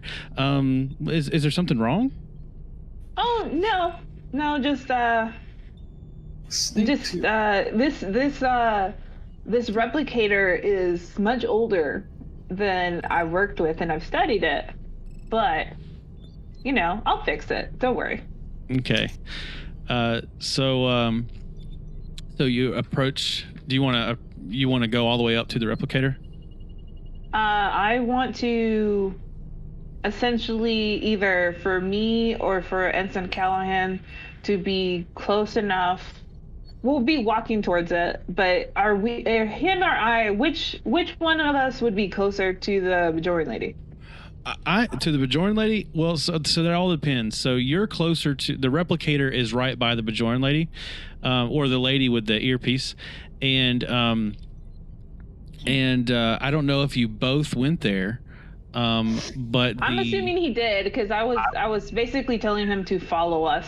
Okay. I would think that he would also put himself between the chief and anything that he would perceive as danger, that he would automatically do that as a security officer. Yeah. Definitely. He would automatically put himself between what he perceives as, that's a wall. I can put her, next to the wall and me between her and the people. So I would think that he would do that anyway, just naturally. I would still go with Scott's plan that Callahan was essentially distracting Levy for me to look into. Also, one, actually check the replicator, and two, to look in the general direction of the Bajoran lady, or if she were a Bajoran lady. I would think that somewhere in the chief's pocket too, those little tools has like that antenna looking thing with the little round mirror at the end. Do you remember those things like the dentist used to use back in the day? Yeah. How you would look like when you got down in your engine and you would put that little mirror down to see the back of it? I would assume she'd have something like that on her too. Oh boy. Okay. So in away missions, I will be having. Oh my god. Yes. 100%. So in away missions where I need to repair stuff, I will be having essentially my tinker kit, that is basically like a small, medium-sized bag of tools I think I might need, and some extra materials. But I also have like my belt with like bigger tools too. It's like a sonic screwdrivers on there. Exactly. Lightsaber and a Vibranium boy. So so to investigate the replicator, it would just be a control plus engineering task, difficulty 1, and then if you want Ensign Callahan to distract Ensign Levy while this is going on, what conversation do you want Callahan to have with Levy? Ask her where she was from. Yeah, like the small talk, like flirty stuff that would fit for their age. Okay. So, are you from Earth, or where are you from? She explains that she's from Paris, and that she went to the academy because of all the stories she heard of the great Jean-Luc Picard. Goddamn Picard. I rolled to check the replicator. Okay, and you got 2 successes. That gives you guys another momentum. All right, let's let Callahan burn this. What's your sign, baby? I also used that one tool Scott was talking about with the mirror on it to check on the lady with the earring. Without looking like you're turning around gawking at her. Exactly. Yeah. Okay, so what we need to do for this is selfie. You're going to succeed at looking at the woman, but I want to see if she detects you. Let me find her character sheet.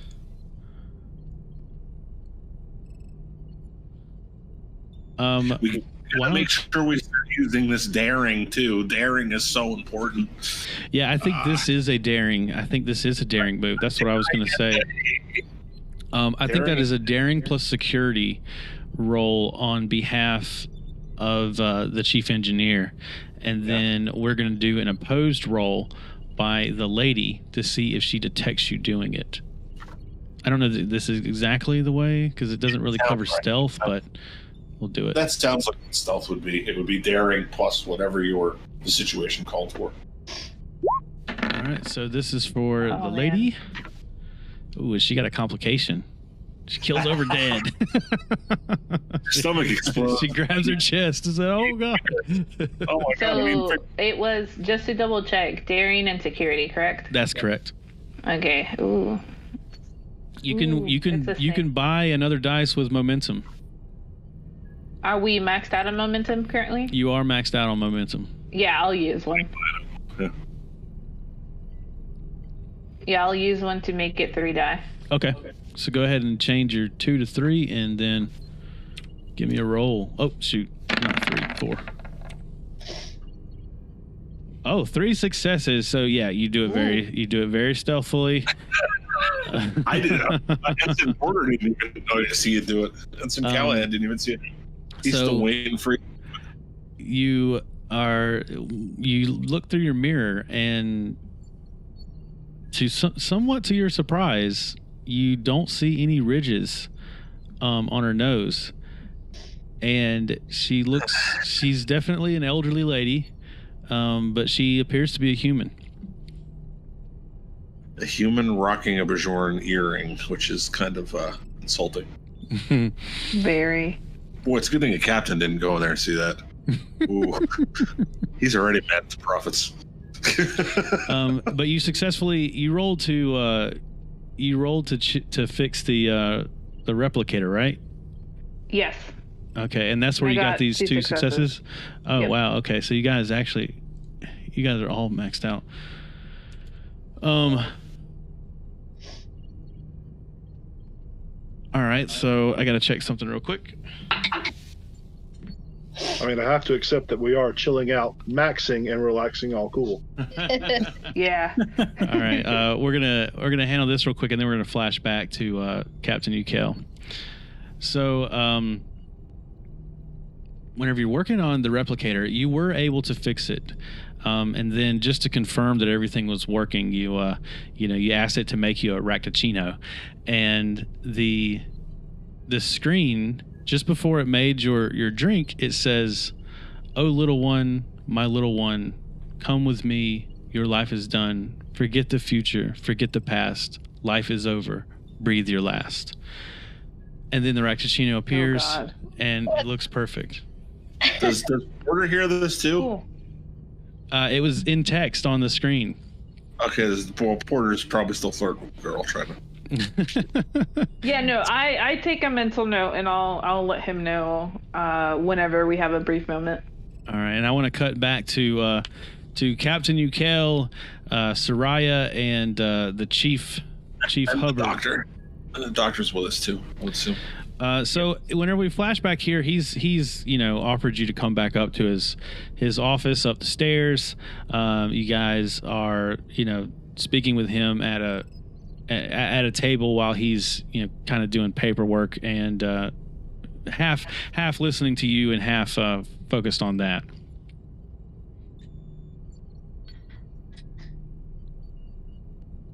So just to be clear, it is Halen, Scott, Becca, and Russell. Yes. Oh, that's correct. Yes. I'm sorry. Russell's with us. Okay, so we walked into the room. He said, and he, what was that again? Can you rephrase? He's just kind of going about whatever his daily routine is.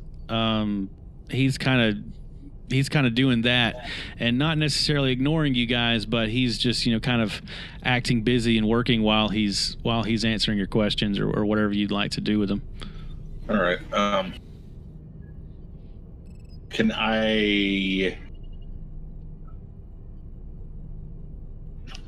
Can I kind of do like the signal towards Thewa to have her kind of step between this character, the doctor, the engineer guy, absolutely. And so I could speak to the doctor and the science officer at once. Yeah, absolutely. All right. So if I could like give like the little look to Thewa over there, I'm sure she'd understand 100%, having worked with the I don't know what that was, but bad roll. But then we'll be separated, and I want to say to the doctor and Soraya, like, it looks like it's pretty obvious that there's some really strange stuff going on here. So if you can both keep respective eyes on your specialties, as in science and medical observations here, to see if maybe there is some kind of screwy thing going on with these people's heads, because there's something not right here, and I want to be on top of it.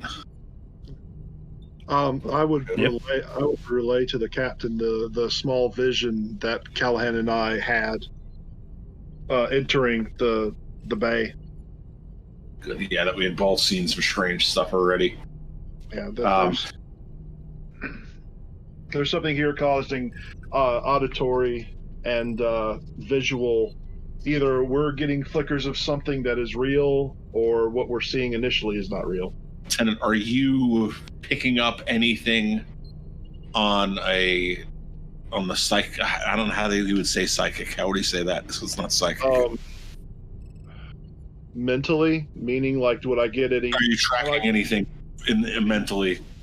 Traditional little bits and pieces of emotional flow that Vulcans would off of others. Yeah, pick that stuff up here and there. They have that low level. Yeah.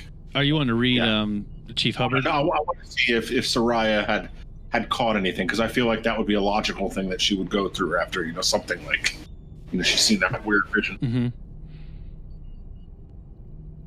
Mm-hmm. So as far as Chief Hubbard goes, he's essentially passing the buck, but not because he's trying to hide something or lie to you guys. The question is, who is he passing the buck to? Have we asked him who is in charge of this station? You haven't asked him, but he definitely gives off the presence that he's, at least in charge of things on a engineering level anyway.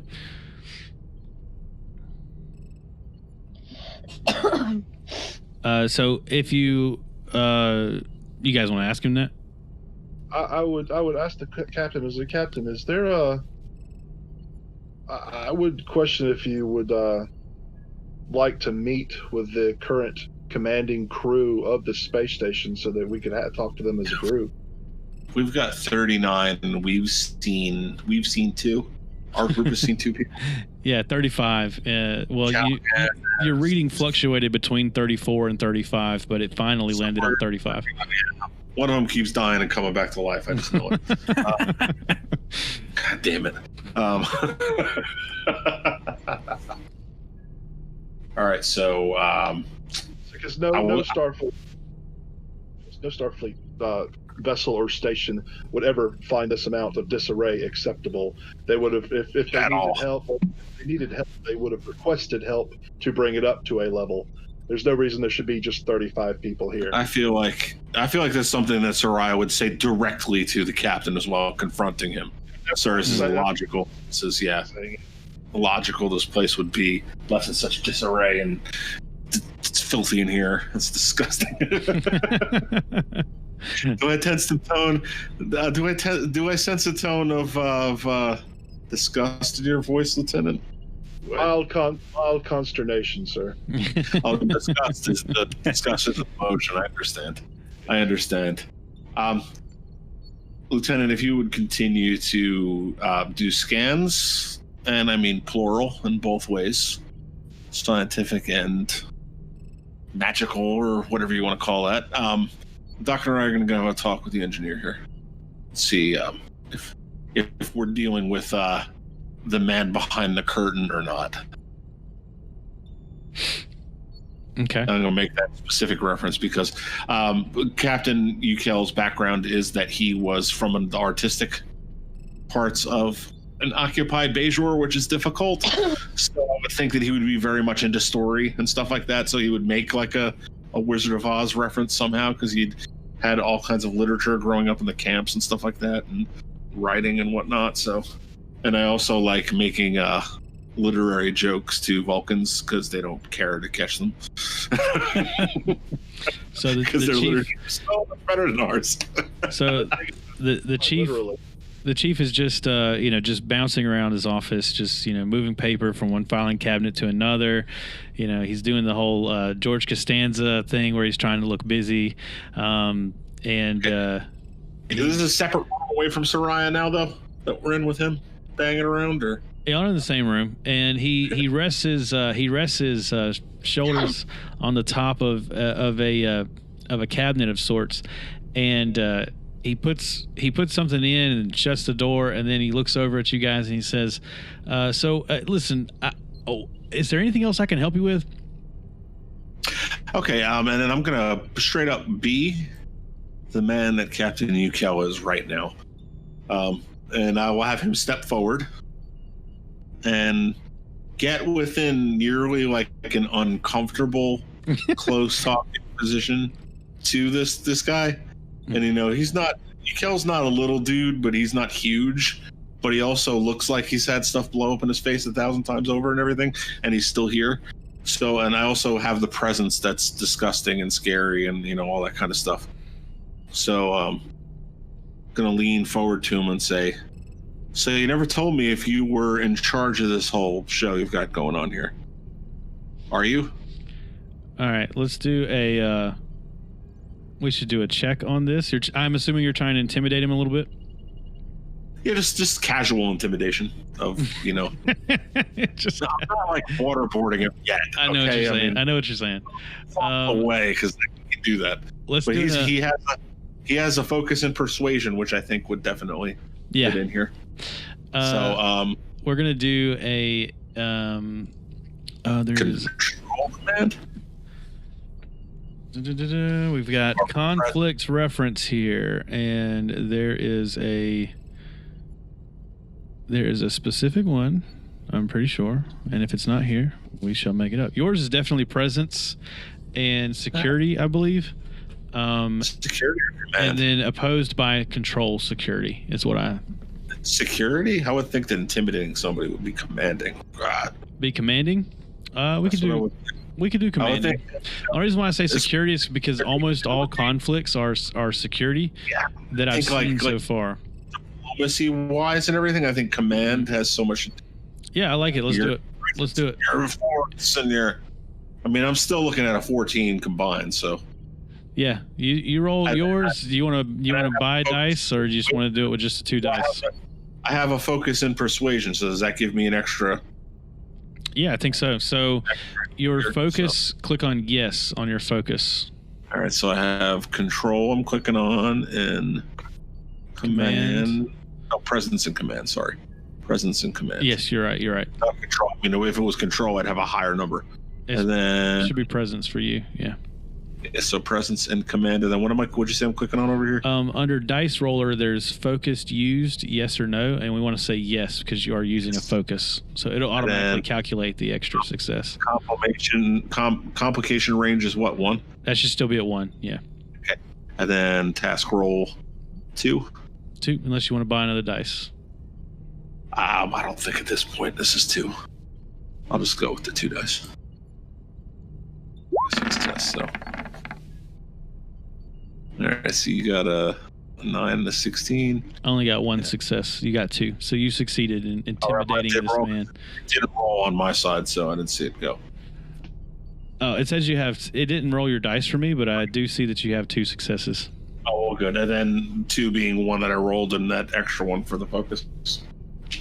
The way the focus works is if you get under whatever your discipline was, it counts as 2 successes.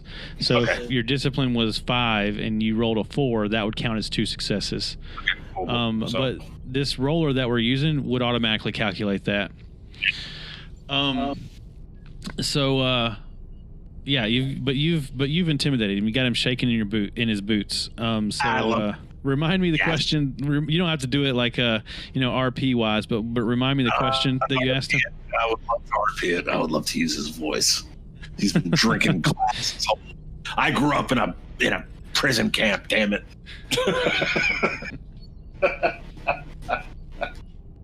He leans forward to him and he gets, like I said, with the guy can smell his breath at this point. It's that close. This is post-COVID. So he got real close to him. By a couple hopefully. Yeah, hopefully. Not still shelter in place. He leans forward to him and he says, "You never got around to telling us who your commanding officer is." Well,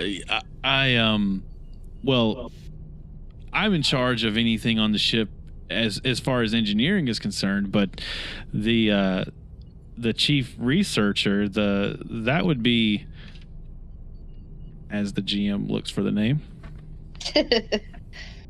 And as he's stuttering like that, that would be and I said, listen, I want the peak of this hill. I want to climb right to the top. I don't want to deal with anything else underneath. No offense or anything. I'm sure you're great at what you do. And then he like looks back over his shoulder, and then like something falls off the wall. Well, the chief research officer, that would be Dr. Bertruger. Dr. Bertruger. But last I heard, he's in his laboratory. If you want to talk to him. Last you heard, you don't keep regular reports in with him. You don't check in with him. Honestly, we rarely see the guy. For all I know, he's dead. But we rarely. I don't even. Yeah, honestly, as long as I've been on the ship, I've never even met him. I'll tell you what. Right now, what we're going to do is we're going to make sure that you've met him, because we're all going to go see him together. He's the reason why it kept trying to say 34.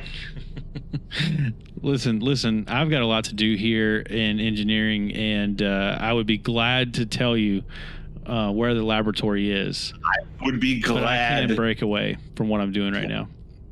Well, I'll tell you what. I will call over to my ship and have some more engineers sent over. We have got this great crewman, Lee Russell. He is an amazing guy. He would be more than happy to come over here and take care of whatever you need.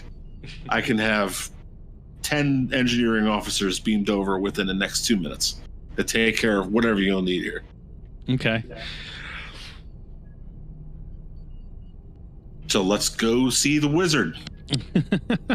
All right. So he's like, well, Tin Vulcan were with me. Tin arm and the tin. So good. So good. So happy you guys. I'm proud of you. So do you want to call? What do you want to do? Do you want to call up to the ship, or do you want him to? Well, I'll motion over to Soraya, who I'm sure was listening to this entire thing, and nearly Vulcan laughing. However, Vulcans laugh, in their hearts, and I'm sure she would immediately, hit her comm badge and call for a backup engineering crew to come in just to sit to keep the guy. All right, and you're specifically calling to Lee Russell? Oh, I don't know if I want him to get hurt. I like him too much. You have him assemble a team where can we just have just a regular old crew or just yellow shirts come over? Like, yeah, we're gonna need to RP him. Well, we need to RP somebody real quick just for the communication for the ship. Okay, well, yeah, Crewman Russell can. I love it. Crewman Russell could be by the communication. I feel like it could be his shift. He seems like somebody that's working the weird, overhaul shift. Okay, so you make the call to the ship and directly to crewman Lee Russell. Got a sheet up. I'm ready to go. And in Lee Russell's voice responds to your hail. Some teeth long for ripping, gleaming wet from black dog gums, so you keep your eyes closed at the end. You don't want to see such a mouth up close. Before the bite, before its oblivion, in the goring of your soft parts, the speckled lips will curl back in a whiny of excitement. You just know it. That's what. So how do you emotionally react to that, Soraya? How do you react to something like that? Recommend we leave this station to its source, sir. She just hits her comment. Says, "Excuse me, Mr. Crewman Russell." And then at that moment, let's flash back to our engineer and ensign. Oh, man. Can't even react to it. Yeah, that's perfect. I love these cuts. These are great cuts. Yeah. All right, so you were able to fix the replicator. It makes a rack the Chino. Ensign Levy is like, she's like, it doesn't smell like shoe polish. I can't believe it. And she's just super excited. I told you I can fix it. I'm not even supposed to be here today, she says. Yeah, and then she motions for you guys to come on, let's go look at the communications array. While we're walking, I accidentally what is it? Hit the Bajoran lady, like, you know. Oh, you just kind of give her a bump. Yeah, like whoopsie. Oh, just to see if she'll turn around. Yeah, she says, "Oh," in like a tired, elderly but friendly voice. She says, "Oh, pardon me there." And then she reaches up to touch her earlobe. Only this time you notice that it is naked. Uh-oh. Oh, man, she doesn't have shit. Oh, I apologize. Apologize for that. Just, you know, carrying sometimes all this equipment makes me a little, you know, trippy. She says, "Oh, I'm sure on a station like this, they'll be glad to see you, Federation engineer. There's plenty of work to do. While you're out, I would love it if you could find my cat." Cat? Oh, your cat. Can you describe this cat? I most definitely will have someone or myself bring it on over to you. She touches her head like she's trying to remember, and she says, last I saw it, I don't even remember its name. I can barely walk to my quarters at night. It seems like they move it every time I try to find it. It's moved. It seems like the last time I saw it was in the transporter room. And then Ensign Levy kind of laughs and she says, "Mildred, we don't have a transporter room." And the lady just kind of looks more confused and she says, "Maybe I never had a cat." Oh my goodness. If I happen to pass by a cat, I'll make sure to see if it's yours. I appreciate that.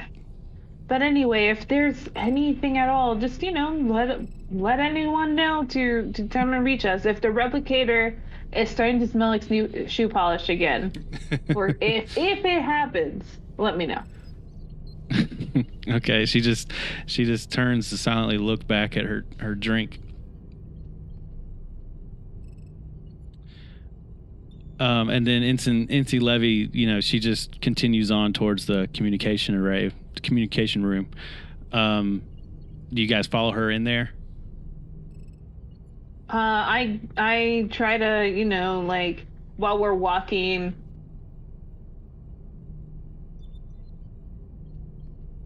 Yeah, and old Porter is going to be, you know, keeping the bubble of security between Chief and everything around.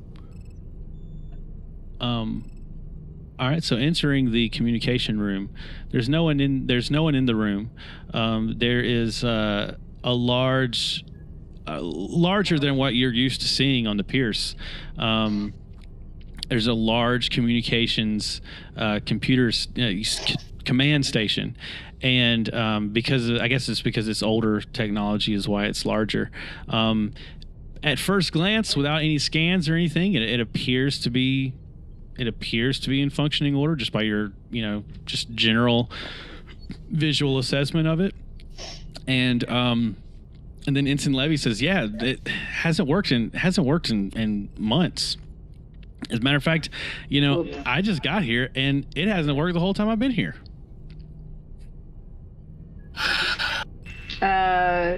Okay. So I heard that last part. I accidentally left the call. Oh. Whoops. Alrighty, so I'm assuming we're just in the room and she like I heard last that it hasn't worked. She's been there. Yeah. So she basically just I understand what you missed now. There's no one else in the room but you guys, and at first glance, just by looking at it without any rolls or any inspections, it appears to be working. But she still insists that it's not working, and it hasn't worked since she's been at the station. While I have my tricorder out to figure out what's going on, I just casually mention, it's like, oh, how long have you been on the station? I've been here about 2.5 weeks. 2.5 weeks. Alrighty. Yeah, brand new. Let's see. Can I look at her, or can Porter here take a look at her uniform? Mm-hmm. Assuming she's in a Starfleet uniform. If she's she is in a sort of like a Federation engineering like jumpsuit kind of thing. Yeah,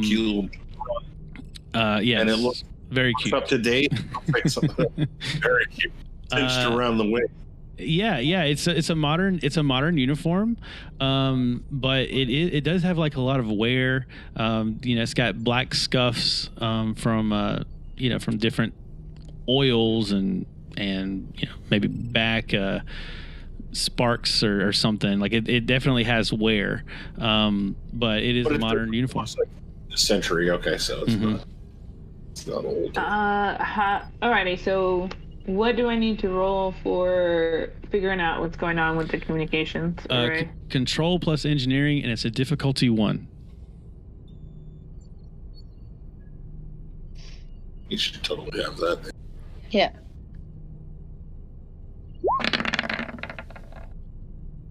All right, 1 success, so you do succeed. And as far as you can tell, the communications array is working correctly. No problems found whatsoever. Alrighty. Is there just somebody running around playing practical jokes on the station? So it is okay. What other type of machinery is around? In this room, it's all communication related. Essentially, this room is one giant communication computer. There's just the mechanisms like that operate a starship, like the doors and the lights and that sort of thing. There's consoles that access other systems on the ship, but there's nothing out of the ordinary. Is there a way for me to check from here if somewhere in the ship is blocking communications from going out? Yeah, definitely. That would be a reason plus engineering, and we'll say it's a difficulty 2. It's a little bit harder than your previous task, and you can do it from basically you could do it from any console. So if you access the console in the communications room, you would be able to do that scan. Okay, I'm gonna do that. You said engineering and reason, and are we still maxed out on momentum? Yeah, you guys have a ton of momentum. I've not been reducing it as we switch scenes. Okay, I am gonna use an extra die, because why not? Okay.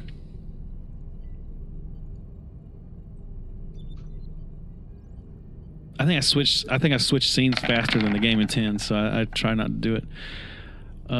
2 successes. It's fresh cuts. They're good fresh cuts. Right, yeah.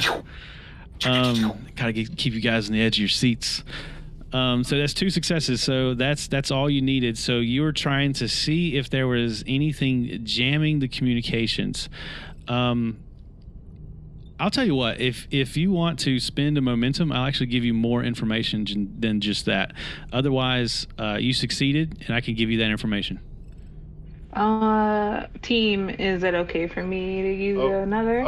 Yes. Yes. Yeah.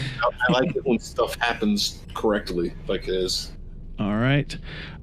So there's nothing jamming communications. There's nothing jamming communications. You can definitely communicate out of the station. But while you were making these scans, you did detect something strange on the ship. Essentially, the unusual particle that Soraya detected earlier is bombarding the inside of this ship, and sort of bouncing all over the place. And so you've detected that there is some strange anomaly happening with the particles in subspace on the station. And this will begin an extended task. But I don't want to reveal just yet what you're working on. I'll keep track of it over here in secret until we get to it. Okay. Is there any way for me to let Soraya know? Yeah, I mean, you could just, on your comm badge, I mean, you can just communicate with each other. Is there any way for me to send her this information either through our pads, tricorder, or even if she can get next to like a not communication, but like a screen for me to send her this information? I feel like you could probably send a message to tricorder. You know what you could do is so no one's hostile to you on this station. So I mean, you could easily do this just by sending a message to Soraya and asking her to get to a some sort of station, and then you could send her the details. So that's definitely possible. Okay, I'll do that, and I just Soraya. Is it Lieutenant?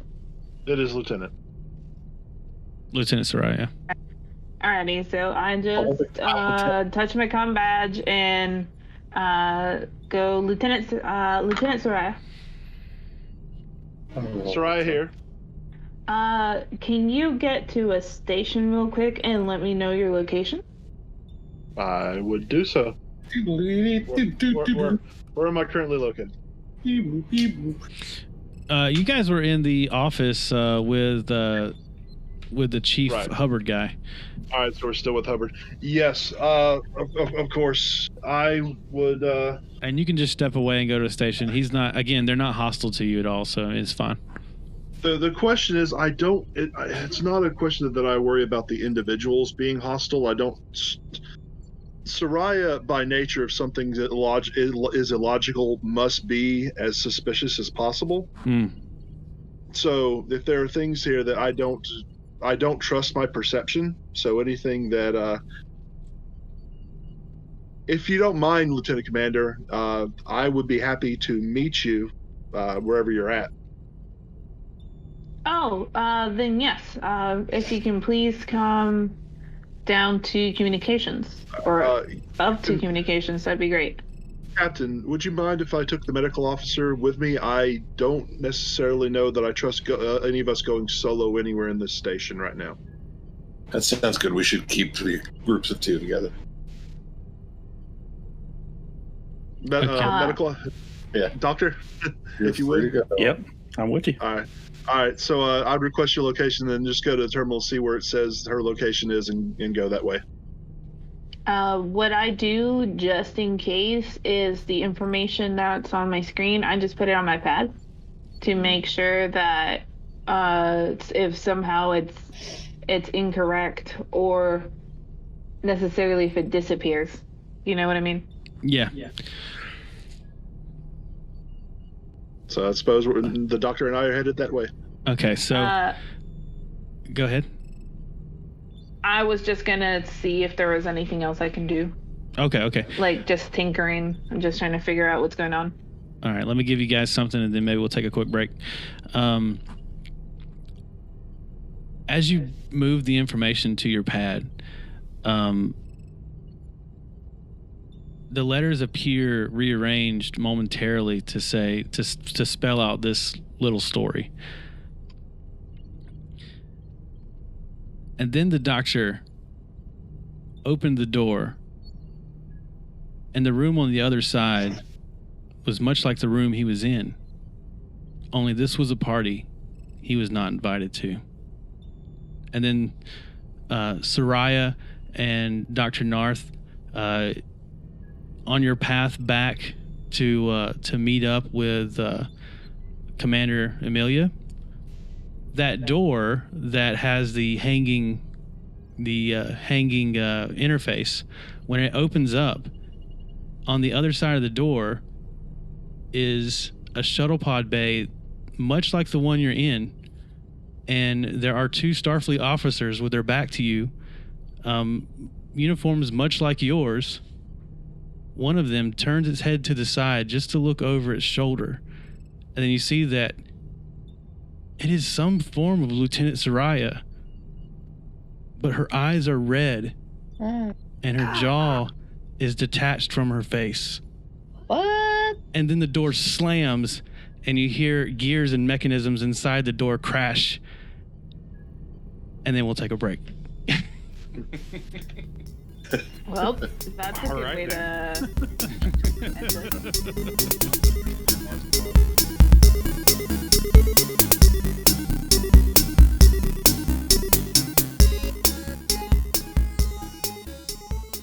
Stay tuned for part 2 of Sci-Shift with the Red Shirt Union. Check it out at Undercast Collective YouTube channel. That's Red Shirt Union playlist. And what could happen next? No one knows. Well, I have a pretty good idea of what's going to happen next, but we'll see.